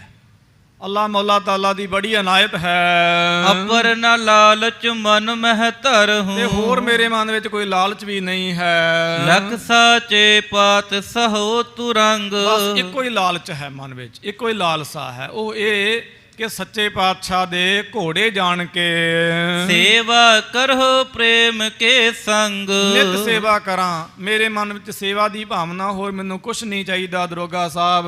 ਕਬਹੂ ਹਾਸਲ ਹੋਏ ਮੁਰਾਦ। ਵੇਖੋ ਗੁਰੂ ਕਾ ਸਿੰਘ ਸਿੱਖ ਕਿੰਨੇ ਵਿਅੰਗ ਦੇ ਨਾਲ ਸੱਚੇ ਬਚਨ ਕਰਦਾ। ਬਹਾਦਰ ਬਾਬਾ ਬਿਧੀ ਚੰਦ ਜੀ ਸਾਹਿਬ ਆਪ ਜੀ ਬੜੇ ਮਖੌਲੀਏ ਸੁਭਾਅ ਦੇ ਮਾਲਕ ਸਨ। ਸਤਿਗੁਰੂ ਜੀ ਮਹਾਰਾਜ ਵੀ ਮਖੌਲ ਕਰਿਆ ਕਰਦੇ ਸੀ, ਗੁਰੂ ਕੇ ਗੁਰਸਿੱਖ ਵੀ ਵਿਅੰਗ ਕਰਿਆ ਕਰਦੇ। ਇਹ ਨਹੀਂ ਵੀ ਸੜੂ ਸੜੂ ਲੱਛੂ ਲੱਛੂ ਕਰਦੇ ਰਹਿਣਾ ਈਰਖਾ ਦੇ ਨਾਲ। ਸਿੰਘ ਆਪਸ ਵਿੱਚ ਹੱਸਿਆ ਵੀ ਕਰਿਆ ਕਰਦੇ। ਦਸਵੇਂ ਪਾਤਸ਼ਾਹ ਮਹਾਰਾਜ ਦੀ ਕਥਾ 'ਚ ਆਉਂਦਾ, ਮਹਾਰਾਜ ਨੇ ਨਾ ਸਿੰਘਾਂ ਦੇ ਨਾਮ ਵੀ ਪਾਏ ਹੁੰਦੇ ਸੀ ਮਜ਼ਾਕ ਨਾਲ। ਜਿਵੇਂ ਭਾਈ ਆਲਮ ਸਿੰਘ ਸਾਹਿਬ ਜੀ ਨੂੰ ਆਪ ਜੀ ਨਚਨਾ ਕਿਹਾ ਕਰਦੇ ਸੀ, ਬੜੇ ਫੁਰਤੀਲੇ ਸਨ ਆਪ ਜੀ। ਭਾਈ ਉਦੈ ਸਿੰਘ ਸਾਹਿਬ ਜੀ ਨੂੰ ਬਹੁਰੂਪੀਆ ਕਿਹਾ ਕਰਦੇ ਸਨ ਕਿ ਸਾਡਾ ਬਹੁਰੂਪੀਆ ਸਿੰਘ ਆ। ਕਦੇ ਉਹਨਾਂ ਨੇ ਨਿਹੰਗ ਸਿੰਘਾਂ ਦੇ ਬਾਣੇ 'ਚ ਆ ਜਾਣਾ, ਕਦੇ ਸੰਪਰਦਾਈ ਬਾਣੇ 'ਚ ਆ ਜਾਣਾ, ਕਦੇ ਉਦਾਸੀਆਂ ਦੇ ਬਾਣੇ 'ਚ ਆ ਜਾਣਾ, ਕਦੇ ਕਿਸੇ ਬਾਣੇ 'ਚ। ਜਿਵੇਂ ਕਈ ਸਿੰਘਾਂ ਨੂੰ ਸ਼ੌਂਕ ਹੁੰਦਾ, ਕਦੀ ਗੋਲਡ ਮਾਲਾ ਬੰਨ ਲਿਆ, ਕਦੀ ਨਿਹੰਗ ਸਿੰਘਾਂ ਵਾਲਾ ਸਜਾ ਲਿਆ, ਕਦੀ ਪੱਗ ਬੰਨ੍ਹ ਲਈ, ਕਦੇ ਕੁਛ ਇਸ ਤਰ੍ਹਾਂ ਸ਼ੌਂਕ ਹੁੰਦੇ ਨੇ ਸਿੰਘਾਂ ਦੇ ਵੱਖ-ਵੱਖ ਤਰ੍ਹਾਂ ਦੇ। ਭਾਈ ਉਦੈ ਸਿੰਘ ਸਾਹਿਬ ਵੀ ਵੱਖ-ਵੱਖ ਰੂਪਾਂ ਦੇ ਵਿੱਚ, ਕਦੇ ਕਿਸੇ ਰੂਪ ਦੇ ਵਿੱਚ ਆਉਣਾ, ਕਦੇ ਮਹਾਰਾਜ ਹੱਸ ਕੇ ਕਹਿੰਦੇ ਸੀ ਸਾਡਾ ਬਹਿਰੂਪੀਆ ਇਹ। ਬਹਿਰੂਪੀਆ ਹੋਣਾ, ਭੇਸ ਵਟਾਉਣਾ ਵੀ ਬੜੀ ਵੱਡੀ ਗੱਲ ਹੈ ਨਾ। ਬਹਾਦਰ ਬਾਬਾ ਬਿਧੀ ਚੰਦ ਜੀ ਸਾਹਿਬ ਜੀ ਨੇ ਇੱਥੇ ਭੇਸ ਵਟਾਇਆ ਸੀ। ਤਾਂ ਇਸੇ ਪ੍ਰਕਾਰ ਇਹ ਵੀ ਇੱਕ ਲਿਆਕਤ ਹੈ। ਮਾੜੇ ਬੰਦੇ ਨੇ ਭੇਸ ਕੀ ਵਟਾਉਣਾ ਹੋਇਆ, ਜਿਹਦਾ ਆਪਣੇ ਮਨ 'ਤੇ ਕੰਟਰੋਲ ਹੈ, ਹਾਸੇ 'ਤੇ ਕੰਟਰੋਲ ਹੈ, ਮੁੱਖ ਰਸਨਾ 'ਤੇ ਕੰਟਰੋਲ ਹੈ, ਆਪਣੀਆਂ ਨੇਤਰਾਂ 'ਤੇ ਕੰਟਰੋਲ ਆ, ਅਗਲੇ ਦੀਆਂ ਅੱਖਾਂ ਚੱਖਾਂ ਨਹੀਂ ਪੈਣ ਦਿੰਦਾ, ਪਰ ਪੜ੍ਹ ਸਾਰਾ ਕੁਝ ਲੈਂਦਾ ਬਿਨਾਂ ਅੱਖਾਂ ਚੱਖਾਂ ਪਾਇਆ, ਉਹ ਬੰਦਾ ਹੀ ਭੇਸ ਵਟਾ ਸਕਦਾ। ਤੇ ਕਿਹਾ ਵੀ ਮੈਨੂੰ ਕੋਈ ਹੋਰ ਤਮੰਨਾ ਨਹੀਂ ਹੈ, ਮੇਰੀ ਤੇ ਇਹੋ ਹੀ ਆ ਵੀ ਕਬਹੂ ਹਾਸਲ ਹੋਏ ਮੁਰਾਦ। ਵੀ ਕਦੇ ਮੈਨੂੰ ਮੇਰੀ ਮੁਰਾਦ ਜ਼ਰੂਰ ਹਾਸਲ ਹੋਵੇਗੀ। ਮੁਰਾਦ ਕੀ? ਇੱਥੋਂ ਘੋੜੇ ਲਿਜਾ ਕੇ ਚੋਰੀ ਤੇ ਭੱਜਣਾ, ਇਹ ਮੁਰਾਦ ਹੈ ਗੁਰੂ ਕੇ ਸਿੱਖ ਦੀ। ਇਹ ਇੱਛਾ ਹੈ, ਤਮੰਨਾ, ਖਾਹਸ਼ ਹੈ ਕਿ ਮੇਰੀ ਮੁਰਾਦ ਮੈਨੂੰ ਜ਼ਰੂਰ ਮਿਲੇਗੀ। ਟਹਿਲ ਹਯਨ ਕੀ ਜਾਏ ਨਾ ਬਾਦ। ਇਹ ਸੱਚੇ ਪਾਤਸ਼ਾਹ ਦੇ ਘੋੜੇ ਨੇ ਕੀਤੀ ਸੇਵਾ ਬਿਅਰਥ ਨਹੀਂ ਜਾਵੇਗੀ ਘੋੜਿਆਂ ਦੀ। ਸੁਨਤ ਦਰੋਗਾ ਹਰਖਤ ਹੋਵਾ। ਸੁਣ ਕਰਕੇ ਨਾ ਵਾਕਿਫ ਬੇਵਾਕੂਫ ਅਗਿਆਨੀ ਦਰੋਗਾ ਸੌਂਦੇ ਖਾਨ ਬੜਾ ਖੁਸ਼ ਹੋਇਆ। ਸੇਵਾ ਹਯਨ ਕੀ ਲਾਇਕ ਜੋਵਾ। ਉਸ ਵੇਲੇ ਜਾਣਿਆ ਵੀ ਵਾਕਈ ਘੋੜਿਆਂ ਦੀ ਸੇਵਾ ਦੇ ਯੋਗ ਹੈ ਕਸੇਰਾ। ਰੋਜ਼ ਰਜਤ ਪਣ ਤਬ ਕਰ ਰਾਖਾ। ਉਸ ਵੇਲੇ ਕਿਹਾ ਵੀ ਇੱਕ ਦਿਨ ਦਾ 1 ਰੁਪਈਆ ਉਹਨਾਂ ਜ਼ਮਾਨਿਆਂ ਵਿੱਚ ਬੜਾ ਮਹੀਨਾ ਰੱਖਦਾ ਸੀ। 1 ਰੁਪਈਆ ਇਹ ਤੇਰੀ ਤਨਖਾਹ ਹੋਈ ਭਾਈ। ਕਰਤਾ ਗੀਤ ਫੇਰ ਬਚ ਭਾਖਾ। ਉਸ ਵੇਲੇ ਤਾਕੀਦ ਕੀਤੀ, ਥੋੜਾ ਜਿਹਾ ਕਸ ਕੇ ਬਚਨ ਆਖਿਆ। ਕਰ ਬੇ ਟਹਿਲ ਹਯਨ ਕੇ ਜੋਗ। ਔਰ ਕਿਹਾ ਕਿ ਘੋੜਿਆਂ ਦੀ ਸੇਵਾ ਕਰਨ ਦੇ ਇਹ ਯੋਗ ਹੈ। ਤੁਝ ਰਾਖਿਓ ਲਖ ਆਛੋ ਲੋਗ। ਤੇ ਜੋਗ ਜਾਣ ਕੇ, ਅੱਛਾ ਬੰਦਾ ਜਾਣ ਕੇ, ਭਲਾ ਮਾਨਸ ਜਾਣ ਕੇ, ਭੋਲਾ ਭਾਲਾ ਜਾਣ ਕੇ ਤੈਨੂੰ ਰੱਖਿਆ ਹੈ। ਕਰੀ ਚਾਕਰੀ ਆਪਣੀ ਲੇਹੋ। ਔਰ ਕਿਹਾ ਕਿ ਜਿਹੜੀ ਪੂਰੀ ਚਾਕਰੀ ਹੈ ਨਾ, ਉਹ ਤੂੰ ਆਪਣੀ 1 ਰੁਪਈਆ ਰੋਜ਼ ਮਤਲਬ ਮਹੀਨੇ ਦੇ 30 ਰੁਪਈਏ ਬਣ ਗਏ, ਉਹ ਤੈਨੂੰ ਪ੍ਰਾਪਤ ਹੋਣਗੇ। ਸੇਵ ਤੁਰੰਗਨ ਕੀ ਸੁਭਦੈ ਹੋ। ਪਰ ਚੰਗੀ ਸੇਵਾ ਦੇਣੀ ਹੈ, ਇਮਾਨਦਾਰੀ ਤੇ ਤਨਦੇਹੀ ਦੇ ਨਾਲ ਘੋੜਿਆਂ ਦੀ ਸੇਵਾ ਕਰਨੀ ਹੈ, ਤੇਰੀ ਡਿਊਟੀ ਹੈ। ਕਹਿ ਵਿਦਿਆ ਕਹਿ ਬੇ ਮੈਂ ਕਹਾਂ। ਉਸ ਵੇਲੇ ਬਹਾਦਰ ਬਾਬਾ ਬਿਧੀ ਚੰਦ ਜੀ ਸਾਹਿਬ ਜੀ ਨੇ ਕਹਿਆ, ਕਿਆ ਮਹਾਰਾਜ ਜੇ ਮੈਂ ਇਹ ਬੇਨਤੀ ਕਰਾਂ। ਦੇਖ ਲੈ ਹੋ ਜਬ ਹੋ ਵਹਿ ਮਹਾ। ਔਰ ਕਿਹਾ ਕਿ ਮੈਂ ਕੀ ਕਹਿਣਾ, ਜਦੋਂ ਮੈਂ ਚੰਗੀ ਸੇਵਾ ਕਰਕੇ ਤੁਹਾਡੀ ਜਾਵਾਂਗਾ ਨਾ ਫੇਰ ਹੀ ਤੁਸੀਂ ਦੇਖ ਲਿਓ। ਹੁਣ ਇਹ ਵੀ ਗੱਲ ਵਿਅੰਗ ਦੇ ਵਿੱਚ, ਉਹ ਤਾਂ ਹੱਸ ਕੇ ਕਹਿੰਦੇ ਆ ਪਰ ਹੱਸਦੇ ਨਹੀਂ, ਸਾਡੇ ਹੱਸਣ ਲਈ ਬਚਨ ਛੱਡਿਆ। ਕਿਹਾ ਫਿਕਰ ਨਾ ਕਰੋ, ਤੁਸੀਂ ਇਹੋ ਜੀ ਸੇਵਾ ਕਰਾਂਗਾ ਵੀ ਤੁਸੀਂ ਦੇਖਦੇ ਰਹਿ ਜਾਓਗੇ। ਭਲੇ ਨਰਨ ਕੋ ਕਹਿਬੋ ਥੋਰਾ। ਔਰ ਕਿਹਾ ਕਿ ਜਿਹੜੇ ਚੰਗੇ ਮਨੁੱਖ ਹੁੰਦੇ ਨੇ ਉਹਨਾਂ ਦਾ ਕਹਿਣਾ ਥੋੜਾ ਹੁੰਦਾ ਹੈ। ਆਪਨੋ ਕਹਿਓ ਨਿਬਾਹਤ ਓਰਾ। ਉਹ ਥੋੜਾ ਕਹਿ ਕੇ ਆਪਣਾ ਨਿਭਾਉਂਦੇ ਨੇ। ਤੁਸੀਂ ਸੇਵਾ ਦੀ ਗੱਲ ਕੀਤੀ, ਐਸੀ ਸੇਵਾ ਕਰਾਂਗਾ ਕਿ ਤੁਹਾਡੀਆਂ ਪੁਸ਼ਤਾਂ ਯਾਦ ਰੱਖਣ ਗਈਆਂ। ਰਹਿਓ ਹਯਨ ਟਿਕ ਸੇਵ ਕਮਾਵਹਿ। ਇਸ ਪ੍ਰਕਾਰ ਕਿਹਾ ਕਿ ਰਹਿ ਕੇ ਘੋੜਿਆਂ, ਕਵੀ ਸੰਤੋਖ ਸਿੰਘ ਸਾਹਿਬ ਜੀ ਕਹਿੰਦੇ ਘੋੜਿਆਂ ਦੇ ਪਾਸ ਰਹਿ ਕੇ ਸੇਵਾ ਕਮਾਉਂਦੇ ਹਨ ਬਾਬਾ ਬਿਧੀ ਚੰਦ ਜੀ ਸਾਹਿਬ। ਹਰਤ ਦੂਰ ਬਾ ਮਿਰਧੂ ਬੋ ਲਿਆਵਹਿ। ਔਰ ਬੜਾ ਹਰਿਆ ਹਰਿਆ ਕੂਲਾ ਤਰੇਲਿਆ ਘਾਹ, ਜਿਨ੍ਹਾਂ ਦੇ ਪਈਆਂ ਤਰੇਲ ਦੀਆਂ ਬੂੰਦਾਂ ਮੋਤੀਆਂ ਦਾ ਭੁਲੇਖਾ ਪਾਉਂਦੀਆਂ ਨੇ, ਉਹ ਸੋਹਣਾ ਘਾਹ ਲੈ ਕੇ ਆਉਂਦੇ ਸਵੇਰੇ ਝਾੜ ਝੰਬ ਕੇ। ਜਬ ਲੋ ਵਹਿਰ ਰਹਿਤ ਤ੍ਰਿਣ ਆਨਤ। ਔਰ ਜਦੋਂ ਤੱਕ ਬਾਹਰ ਰਹਿੰਦੇ ਹਨ ਘਾਹ ਲਿਆਉਂਦੇ ਹਨ। ਪੁਨ ਅਹਨਸ ਸੇਵਾ ਹੈ ਠਾਨਤ। ਉਦੋਂ ਤੱਕ ਤਾਂ ਬਾਹਰ ਰਹਿੰਦੇ ਨੇ, ਫਿਰ ਅੰਦਰ ਆਉਂਦੇ ਨੇ ਤੇ ਘੋੜਿਆਂ ਦੀ ਸੇਵਾ ਕਰਦੇ ਹਨ। ਦੋਹਰਾ ਰਹਿਓ ਹਯਨ ਟਿਕ ਤਬ ਕਹਿਓ ਪੋਰਦਾਰ ਜੇ ਬ੍ਰਿੰਦ। ਇਸੇ ਪ੍ਰਕਾਰ ਹੁਣ ਅੱਗੇ 28 ਨੰਬਰ ਅਧਿਆਇ 28ਵਾਂ ਅੰਸ ਕਿਰਨਾਂ ਨੂੰ ਕਹਿੰਦੇ ਹਨ। ਮਹਾਕਵੀ, ਦਰਗਾਹੀ ਕਵੀ, ਕਵੀਆਂ ਦੇ ਸਰਤਾਜ ਕਵੀ, ਚੁੜਾਮਣ ਕਵੀ, ਸ਼੍ਰੀ ਕਵੀ, ਸੰਤ ਕਵੀ, ਕਵੀ ਰਾਜ ਕਵੀ ਭਾਈ ਸੰਤੋਖ ਸਿੰਘ ਸਾਹਿਬ ਜੀ ਨੇ ਇਸ ਗ੍ਰੰਥ ਦਾ ਨਾਮ ਰੱਖਿਆ ਸ੍ਰੀ ਗੁਰੂ ਪ੍ਰਤਾਪ ਸੂਰਿਆ ਗ੍ਰੰਥ। ਅਸੀਂ ਸੂਰਜ ਗ੍ਰੰਥ ਕਈ ਵਾਰੀ ਸ਼ਬਦ ਵਰਤਦੇ ਹਾਂ। ਸ੍ਰੀ ਗੁਰੂ ਪ੍ਰਤਾਪ ਸੂਰਿਆ ਗ੍ਰੰਥ, ਸਤਿਗੁਰੂ ਜੀ ਮਹਾਰਾਜ ਜੀ ਦੇ ਪ੍ਰਤਾਪ ਨੂੰ ਸੂਰਜ ਦੇ ਸਮਾਨ ਆਪ ਜੀ ਨੇ ਆਖਿਆ। ਸੋ ਭਾਈ ਗੁਰਦਾਸ ਜੀ ਸਾਹਿਬ ਜੀ ਨੇ ਵੀ ਗੁਰੂ ਨਾਨਕ ਸਾਹਿਬ ਜੀ ਮਾਨ ਨੂੰ ਸੂਰਜ ਆਖਿਆ ਨਾ, ਜਿਉਂ ਕਰ ਸੂਰਜ ਨਿਕਲਿਆ ਤਾਰੇ ਛਪੇ ਅੰਧੇਰ ਭਲੋਆ। ਇਸੇ ਪ੍ਰਕਾਰ ਕੋਟ ਸੂਰ ਨਾਨਕ ਪ੍ਰਗਾਸ ਮਹਾਰਾਜ ਨੇ ਬਾਣੀ ਵਿੱਚ ਵੀ ਬ੍ਰਹਮ ਗਿਆਨ ਨੂੰ ਵੀ ਤੋ ਇਸੇ ਪ੍ਰਕਾਰ ਇਹ ਸੂਰਜ ਦੀ ਤੁਲਨਾ ਦਿੱਤੀ ਹੈ। ਗੁਰੂ ਪਰਮੇਸ਼ਰ ਨੂੰ ਵੀ ਅਨੰਤ ਵਾਰੀ ਸੂਰਜ ਆਖਿਆ ਤੇ ਪ੍ਰਮਾਤਮਾ ਨੂੰ ਸੋ ਸੂਰਜਾਂ ਦਾ ਵੀ ਸੂਰਜ 10ਵੇਂ ਪਾਤਸ਼ਾਹ ਮਹਾਰਾਜ ਨੇ ਆਖਿਆ ਨਮੋ ਸੂਰਜ ਸੂਰਜੇ। ਜਾਪ ਸਾਹਿਬ ਦੇ ਵਿੱਚ ਆਉਂਦਾ ਕਿ ਆਦਿੱਤ ਸੁੱਕ ਹੈ। ਆਦਿੱਤ ਸੂਰਜ ਨੂੰ ਸੁਕਾਉਣ ਵਾਲਾ, ਸੂਰਜ ਹਰ ਇੱਕ ਚੀਜ਼ ਨੂੰ ਸੁਕਾਉਂਦਾ, ਕੱਪੜਾ ਹੋਵੇ ਔਰ ਇਸੇ ਪ੍ਰਕਾਰ ਭਾਂਡੇ ਹੋਣ, ਲੱਕੜ ਹੋਵੇ, ਪਾਣੀ ਹੋਵੇ, ਹਰ ਚੀਜ਼ ਸੁੱਕਦੀ ਹੈ। ਪਰਮਾਤਮਾ ਸੂਰਜ ਨੂੰ ਵੀ ਸੁਕਾਉਣ ਵਾਲਾ, ਕਿੱਡਾ ਵੱਡਾ ਸੂਰਜ ਹੋਵੇਗਾ ਕਿ ਸੂਰਜ ਵੀ ਸੁੱਕ ਜਾਂਦਾ। ਇਸ ਪ੍ਰਕਾਰ ਬ੍ਰਹਮ ਗਿਆਨ, ਪਰਮਾਤਮ, ਵਾਹਿਗੁਰੂ ਇਹ ਸਾਰਾ ਸੂਰਜ ਹੈ, ਗੁਰੂ ਵੀ ਸੂਰਜ ਹੈ। ਇਸ ਕਰਕੇ ਆਪ ਜੀ ਨੇ ਇਸ ਗ੍ਰੰਥ ਦਾ ਨਾਮ ਸ਼੍ਰੀ ਗੁਰੂ ਪ੍ਰਤਾਪ ਸੂਰਿਆ ਗ੍ਰੰਥ, ਇਸ ਗ੍ਰੰਥ ਦਾ ਨਾਮ ਧਰਿਆ। ਤੇ ਜਿਹੜੇ ਇਹਦੇ ਅਧਿਆਏ ਹਨ ਉਹਨੂੰ ਅੰਸ ਸ਼ਬਦ ਵਰਤਿਆ ਹੈ। ਅੰਸ ਮਤਲਬ ਕਿਰਨਾਂ, ਸੂਰਜ ਦੀਆਂ ਕਿਰਨਾਂ। ਇਸ ਪ੍ਰਕਾਰ ਇਹ 7ਵੀਂ ਰਾਸ ਦਾ 27ਵਾਂ ਅਧਿਆਇ ਇੱਥੇ ਪੂਰਾ ਹੋ ਗਿਆ 46 ਪੌੜੀਆਂ ਵਾਲਾ। 38 ਪੌੜੀਆਂ ਕਰੀਬਨ 37 ਪੌੜੀਆਂ ਕੱਲ੍ਹ ਦੀ ਕਥਾ ਵਿੱਚ ਪੂਰੀਆਂ ਹੋਈਆਂ ਸਨ, 36 ਪੌੜੀਆਂ। ਅੱਗੇ ਹੁਣ 28ਵਾਂ ਅਧਿਆਇ ਸ਼ੁਰੂ ਹੋ ਰਿਹਾ। ਆਖੋ ਸਤਨਾਮ ਸ੍ਰੀ ਵਾਹਿਗੁਰੂ। ਇਸ ਪ੍ਰਕਾਰ ਰਹਿਓ ਹੈਨ ਢਿੱਗ ਤਬ ਕਹਿਓ ਪੌਰਦਾਰ ਜੇ ਬਰਿੰਦ। ਉਸ ਵੇਲੇ ਦਰੋਗੇ ਨੇ ਪੌਰਦਾਰਾਂ ਨੂੰ, ਪਹਿਰੇਦਾਰਾਂ ਦੇ ਤਾਂ ਇਹ ਤਾਕੀਦ ਕੀਤੀ ਹੈ, ਆਵਤ ਜਾਤ ਨਾ ਹਟਕ ਕੋ ਤੁਮ ਕਹਿ ਦਿਓ ਨਿਚੰਦ। ਔਰ ਕਿਹਾ ਕਿ ਤੈਨੂੰ ਆਉਂਦਿਆਂ ਜਾਂਦਿਆਂ ਕੋਈ ਨਹੀਂ ਰੋਕੇਗਾ, ਤੂੰ ਨਿਸ਼ਚਿੰਤ ਹੋ ਜਾ, ਸਭ ਦੇ ਤਾਂ ਹੀ ਆਖਿਆ। ਚੋਪਈ ਸੰਗ ਦਰੋਗੇ ਕੇ ਸਭ ਪੋਰ। ਉਸ ਵੇਲੇ ਦਰੋਗੇ ਦੇ ਨਾਲ ਜਿਹੜੇ ਜਿੰਨੇ ਵੀ ਦਰਵਾਜ਼ੇ ਸਨ, ਛੋਟੇ ਵੱਡੇ, ਪਹਿਲਾਂ ਗੁਪਤ ਦਰਵਾਜ਼ੇ ਵੀ ਰੱਖੇ ਹੁੰਦੇ ਸਨ। ਰਾਜਿਆਂ ਮਹਾਰਾਜਿਆਂ ਨੇ, ਤੁਸੀਂ ਕਿਤੇ ਪੁਰਾਣੇ ਕਿਲਿਆਂ ਬਾਰੇ ਪੜ੍ਹੋ, ਵੇਖਣ ਨੂੰ ਇਦਾਂ ਲੱਗਦਾ ਸੀਗਾ ਕਿ ਜਿਵੇਂ ਸਧਾਰਨ ਇੱਟਾਂ ਜਾਂ ਕੋਈ ਸੇਲਾ, ਕੋਈ ਪੱਥਰ ਹੋਵੇ, ਪਰ ਉਹ ਪੱਥਰ ਚੁੱਕਿਆਂ ਥੱਲਿਓਂ ਸੁਰੰਗਾਂ ਨਿਕਲਦੀਆਂ ਸਨ ਕਿਲਿਆਂ ਦੇ ਵਿੱਚੋਂ ਦੀ, ਤੇ ਉਸ ਸਿਲਾ ਦੇ ਉੱਪਰ ਖਾਸ ਸਿਪਾਹੀ ਜਿਹੜੇ ਸਨ ਉਹ ਤਾਇਨਾਤ ਕੀਤੇ ਜਾਂਦੇ ਸਨ। ਉਹਨਾਂ ਦੇ ਬਾਰੇ ਕਿਸੇ ਨੂੰ ਦੱਸਿਆ ਨਹੀਂ ਸੀ ਜਾਂਦਾ। ਉਹ ਪੁਸ਼ਤੈਨੀ ਸਿਪਾਹੀ ਹੁੰਦੇ ਸਨ, ਸਿਰਫ ਪਿਓ ਦਾਦੇ ਪੜਦਾਦੇ ਤੋਂ ਸਿਪਾਹੀ ਸਿਰਫ ਉਹਨਾਂ ਨੂੰ ਪਤਾ ਹੁੰਦਾ ਸੀ। ਰਾਜਿਆਂ ਨੂੰ, ਰਾਣੀਆਂ ਨੂੰ, ਰਾਜਕੁਮਾਰਾਂ ਨੂੰ ਤੇ ਕਿਸੇ ਖਾਸ ਨੂੰ ਪਤਾ ਹੁੰਦਾ ਜੇ ਕੋਈ ਦੁਸ਼ਮਣ ਚੜ੍ਹ ਕੇ ਹੀ ਅੰਦਰ ਆ ਜਾਂਦਾ ਤੇ ਸਿਰਫ ਜਾਨ ਬਚਾਉਣ ਵਾਸਤੇ ਉਹ ਦਰਵਾਜ਼ੇ ਹੁੰਦੇ ਸਨ, ਉਹ ਗੁਪਤ ਹੋਇਆ ਕਰਦੇ ਸਨ। ਸਿਰਫ ਦਰੋਗੇ ਆਦਿਕ ਉਹਨਾਂ ਨੂੰ ਪਤਾ ਹੁੰਦਾ ਸੀ। ਇੱਕ ਇੱਕ ਦਰਵਾਜ਼ੇ ਬਾਰੇ ਆਪ ਜੀ ਨੂੰ ਦੱਸਿਆ ਗਿਆ ਕਿ ਦਰਵਾਜ਼ਾ ਹੈ, ਤੇ ਦਰਵਾਜ਼ਿਆਂ ਤੇ ਖੜੇ ਹੋਏ ਦਰਬਾਨਾਂ ਨੂੰ ਵੀ ਸਮਝਾਇਆ ਗਿਆ ਕਿ ਖਾਸ ਇਹ ਅਹਿਲਕਾਰ ਹੈ। ਕਹਿਵਾਇਓ ਇਹ ਚਾਕਰ ਔਰ ਕਿਹਾ ਕਿ ਇੱਕ ਵਿਸ਼ੇਸ਼ ਚੱਕਰ ਹੈ, ਇਹਨੂੰ ਰੋਕਣਾ ਟੋਕਣਾ ਨਹੀਂ ਹੈ। ਖਾਸ ਸਾਹੋ ਕੇ ਹੈ ਪਰ ਰਹਿਓ। ਇਹ ਖਾਸ ਸੇਵਾਦਾਰ ਹੈ ਬਾਦਸ਼ਾਹ ਦੇ ਘੋੜਿਆਂ ਦਾ। ਨੀਕੇ ਉਚਿਤ ਸੇਵ ਕੋ ਲਹਿਓ। ਇਹ ਸੇਵਾ ਦੇ ਯੋਗ ਜਾਣ ਕੇ ਇਹਨਾਂ ਦੀ ਹੁਣ ਨਿਯੁਕਤੀ ਹੋਈ ਹੈ। ਆਵਹਿ ਜਾਹੇ ਅਬੇਰ ਸਵੇਰ। ਅਬੇਰ ਸਵੇਰ, ਦਿਨ ਰਾਤ, ਜਦੋਂ ਮਰਜੀ, ਕਦੋਂ ਮਰਜੀ, ਕਿੱਥੋਂ ਮਰਜੀ ਆ ਜਾ ਸਕਦੇ ਹਨ। ਨਹਿਬਰ ਜੋ ਇਸ ਕੋ ਕਬ ਹੇਰ। ਔਰ ਕਿਹਾ ਕਿ ਇਹਨਾਂ ਨੂੰ ਦੇਖ ਲਓ, ਚੰਗੀ ਤਰ੍ਹਾਂ ਪਛਾਣ ਲਓ ਇਹਨਾਂ ਦੀ ਸ਼ਕਲ, ਕਦੇ ਵੀ ਰੋਕਣਾ ਟੋਕਣਾ ਨਹੀਂ, ਜਦੋਂ ਮਰਜੀ ਆਉਣ ਤੇ ਜਦੋਂ ਮਰਜੀ ਜਾਣ। ਪੂਰਨ ਤੇ ਨਿਸੰਗ ਤਬ ਹੋਵਾ। ਇਸ ਪ੍ਰਕਾਰ ਬਾਬਾ ਵਿਧੀ ਚੰਦ ਜੀ ਸਾਹਿਬ ਸਾਰੇ ਦਰਵਾਜ਼ਿਆਂ ਤੋਂ ਨਿਸੰਗ ਹੋ ਗਏ ਨੇ। ਇਹ ਵੀ ਬੜਾ ਵੱਡਾ ਮੋਰਚਾ ਫਤਿਹ ਹੋਇਆ ਅੱਜ। ਮਨ ਹੋ ਮਾਤ ਬਰ ਘਰ ਕੋ ਜੋਵਾ। ਕਹਿੰਦੇ ਇਸ ਪ੍ਰਕਾਰ ਸਮਝ ਲਓ ਜੋ ਚਾਹੁੰਦੇ ਸਨ ਉਹੀ ਉਹਨਾਂ ਦੇ ਨਾਲ ਹੋ ਗਿਆ ਤੇ ਮੋਹਤਬਰ ਬਣ ਗਏ ਨੇ। ਇਹ ਸ਼ਬਦ ਬਣਿਆ ਹੈ ਐਤਬਾਰ ਤੋਂ, ਮੋਹਤਬਾਰ, ਸੋ ਵਿਸ਼ੇਸ਼ ਇਤਬਾਰ ਵਾਲਾ ਵਿਅਕਤੀ ਇਹ ਹੋ ਗਏ ਹਨ।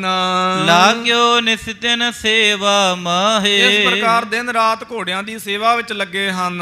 ਹਯਨ ਪਾਸ ਕੋ ਛੋਰਹਿ ਨਾਹੇ। ਤੇ ਘੋੜਿਆਂ ਦਾ ਪਾਸਾ ਕਦੇ ਵੀ ਨਹੀਂ ਛੱਡਦੇ ਹਨ। ਜੇ ਤਕ ਸੇਵਕ ਸੇਵਾ ਧਰੈ। ਤੇ ਹੋਰ ਜਿੰਨੇ ਵੀ ਸੇਵਾਦਾਰ ਹਨ ਘੋੜਿਆਂ ਦੀ ਸੇਵਾ ਦੇ ਵਾਸਤੇ, ਖਰਖਰਾ ਕਰਨ ਵਾਲੇ ਔਰ ਇਸ ਪ੍ਰਕਾਰ ਸਫਾਈ ਇਤਿਆਦ ਕਰਨ ਵਾਲੇ ਜਿਤਨੇ ਵੀ ਹਨ, ਸਭ ਕੇ ਥਾਉ ਆਪ ਹੀ ਕਰੈ। ਦੇਖੋ ਕਿੱਡੀ ਵੱਡੀ ਗੱਲ ਹੈ ਜੀ, ਸਾਰਿਆਂ ਦੇ ਥਾਂ ਤੇ ਆਪ ਸੇਵਾ ਕਰਦੇ ਹਨ, ਕਿਉਂਕਿ ਉਹਨਾਂ ਨੇ ਤੇ ਲਾਲਚ ਵਾਸਤੇ ਸੇਵਾ ਕਰਨੀ ਹੈ ਤੇ ਆਪ ਜੀ ਆਪਣਾ ਅੱਗਾ ਸਵਾਰਨ ਵਾਸਤੇ ਸੇਵਾ ਕਰਦੇ ਹਨ। ਸਭ ਕੋ ਸੁਖ ਹੋਇਓ ਹਰ ਖਾਵੈ। ਸਾਰਿਆਂ ਨੂੰ ਸੁੱਖ ਹੋ ਗਿਆ, ਬੜੇ ਖੁਸ਼ ਹਨ ਸਾਰੇ। ਭਲੋ ਪੁਰਖ ਇਹੋ ਕਹਿ ਸੁਣਾਵੈ। ਸਾਰੇ ਕਹਿੰਦੇ ਨੇ ਬੜਾ ਭਲਾ ਪੁਰਖ ਆ। ਗਿਆਨੀ ਗਿਆਨ ਸਿੰਘ ਜੀ ਨੇ ਲਿਖਿਆ ਤਵਾਰੀ ਗੁਰੂ ਖਾਲਸਾ ਵਿੱਚ, ਦਾਸ ਪੜ੍ਹ ਰਿਹਾ ਸੀ ਸ਼ਾਮੀ, ਉਹ ਸੋਚਦੇ ਸੀ ਸ਼ਾਇਦ ਕੋਈ ਭੋਲਾ ਭਾਲਾ ਗਵਾਰ ਆਇਆ। ਆਪ ਜੀ ਸਾਦਾ ਜਿਹਾ ਚਿਹਰਾ ਬਣਾ ਕੇ, ਦਾੜੇ ਵਿੱਚ ਘਾਹ ਜਿਹਾ, ਘੱਟਾ ਮਿੱਟੀ ਜਿਹਾ, ਵੀ ਕੋਈ ਪਛਾਣ ਨਾ ਸਕੇ। ਅੱਖਾਂ ਤੇ ਜਾਹੋ ਜਲਾਲ, ਖੀਵੇ ਨੈਣ, ਚੌੜਾ ਮਸਤਕ, ਬ੍ਰਹਮ ਗਿਆਨ ਦਾ ਟਿੱਕਾ ਸੀ ਆਪ ਜੀ ਦੇ ਮੱਥੇ ਦੇ ਉੱਪਰ, ਪਰ ਉਹਨੂੰ ਦਮਾਲੇ ਦੇ ਨਾਲ ਲੁਕੋ ਕੇ ਸਿੱਧਾ ਜਿਹਾ ਉਹ ਮੜਾਸਾ ਜਿਹਾ ਬੰਨ੍ਹ ਕੇ ਰੱਖ ਲੈਣਾ ਵੀ ਕੋਈ ਪਛਾਣ ਨਾ ਸਕੇ ਵੀ ਇਹ ਕੌਣ ਹਨ। ਇਸ ਪ੍ਰਕਾਰ ਇਹ ਸੋਚਦੇ ਸ਼ਾਇਦ ਕੋਈ ਗਵਾਰ ਜਿਹਾ ਭੋਲਾ ਭਾਲਾ ਆ ਗਿਆ, ਇਹਨੂੰ ਪਤਾ ਹੀ ਨਹੀਂ ਲੱਗਦਾ, ਇਹਦੇ ਕੋਲ ਜਿੰਨਾ ਮਰਜ਼ੀ ਕੰਮ ਲਈ ਜਾਓ। ਖਰੋ ਖਰ ਖਰਾ ਖਰੋ ਖਰੰਤਾ। ਇਹ ਖੜੋ ਕੇ ਘੋੜੇ ਨੂੰ ਖਰਖਰਾ ਕਰਦੇ ਨੇ। ਖਰਖਰਾ ਹੁੰਦਾ, ਜਿਨ੍ਹਾਂ ਨੇ ਇਹ ਸ਼ੌਂਕ ਪਾਲੇ ਉਹਨਾਂ ਨੂੰ ਪਤਾ ਹੋਵੇਗਾ। ਇਹ ਜਿਵੇਂ ਇੱਕ ਆਮ ਕਹਾਵਤ ਹੈ ਨਾ ਕਿ ਕਿਸੇ ਦੇ ਸਰੀਰ ਤੇ ਫੁੰਸੀ ਹੋਈ ਹੋਵੇ, ਘੋੜਾ ਤੇ ਫੋੜਾ ਇਹ ਹੱਥ ਲਾਇਆ, ਇਹ ਛੋਹਿਆਂ ਵੱਧਦੇ ਹਨ। ਜਿਨ੍ਹਾਂ ਨੇ ਘੋੜਾ ਸਵਾਰੀ ਸਿੱਖੀ, ਸ਼ੌਂਕ ਉਹਨਾਂ ਨੂੰ ਪਤਾ ਹੋਵੇਗਾ। ਕਿਸੇ ਦੇ ਜ਼ਖਮ ਹੋਇਆ ਹੋਵੇ ਨਾ ਬਚਪਨ ਵਿੱਚ, ਜਿਵੇਂ ਸਾਡੇ ਫੁੰਸੀਆਂ ਫਿਣਸੀਆਂ ਮਿੱਠਾ ਖਾਣ ਦੇ ਨਾਲ ਬੱਚਿਆਂ ਜਿਹੇ ਹੋ ਜਾਂਦੀਆਂ ਨੇ, ਤੇ ਮਾਂ ਪਿਓ ਕਹਿੰਦੇ ਸੀਗੇ ਵੀ ਹੱਥ ਨਹੀਂ ਲਾਈਦਾ ਹੁੰਦਾ, ਛੇੜੀਦਾ ਨਹੀਂ, ਜ਼ਖਮ ਨੂੰ ਕਦੀ ਵੇਖੀਦਾ ਨਹੀਂ ਆ, ਛੇੜੀਦਾ ਨਹੀਂ, ਉਹ ਵੱਧਦੇ। ਤੇ ਘੋੜਾ ਜਿਹੜਾ ਹੈ ਜਦੋਂ ਕੋਈ ਸੁਚੱਜਾ ਖਰਖਰਾ ਫੇਰਦਾ, ਹੱਥ ਫੇਰਦਾ, ਉਹਦਾ ਸਰੀਰ ਕੰਬਦਾ ਹੈ ਘੋੜੇ ਦਾ। ਗਰਦਨ ਤੋਂ ਲੈ ਕੇ ਪੂਛ ਤੱਕ ਉਹਦੀ ਕੰਬਣੀ ਜਾਂਦੀ ਹੈ। ਜਿਨ੍ਹਾਂ ਨੂੰ ਪਤਾ ਉਹਨਾਂ ਨੂੰ ਪਤਾ ਹੋਵੇਗਾ। ਉਹਦੇ ਸਰੀਰ ਵਿੱਚ, ਉਹਦੇ ਮਨੋਬਲ ਵਿੱਚ ਵਾਧਾ ਹੁੰਦਾ ਹੈ। ਇਹ ਪਰਮੇਸ਼ਰ ਵੱਲੋਂ ਬਣਾਈ ਹੋਈ ਵਿਧ ਵਿਧਾਨ ਹੈ। ਇਸ ਤਰ੍ਹਾਂ ਖਲੋ ਕੇ ਆਪ ਜੀ ਘੋੜੇ ਨੂੰ ਖਰਖਰਾ ਕਰਦੇ ਹਨ। ਲੈ ਗਾਦੀ ਪਰ ਹੱਥ ਫਿਰੰਤਾ। ਔਰ ਇਸ ਪ੍ਰਕਾਰ ਉਹ ਗੱਦੀ ਲੈ ਕੇ ਪਿੱਠ ਤੇ ਹੱਥ ਫੇਰਦੇ ਹਨ। ਬਦਨ ਨਾਸਿਕਾ ਪਹੁੰਚਤ ਆਛ।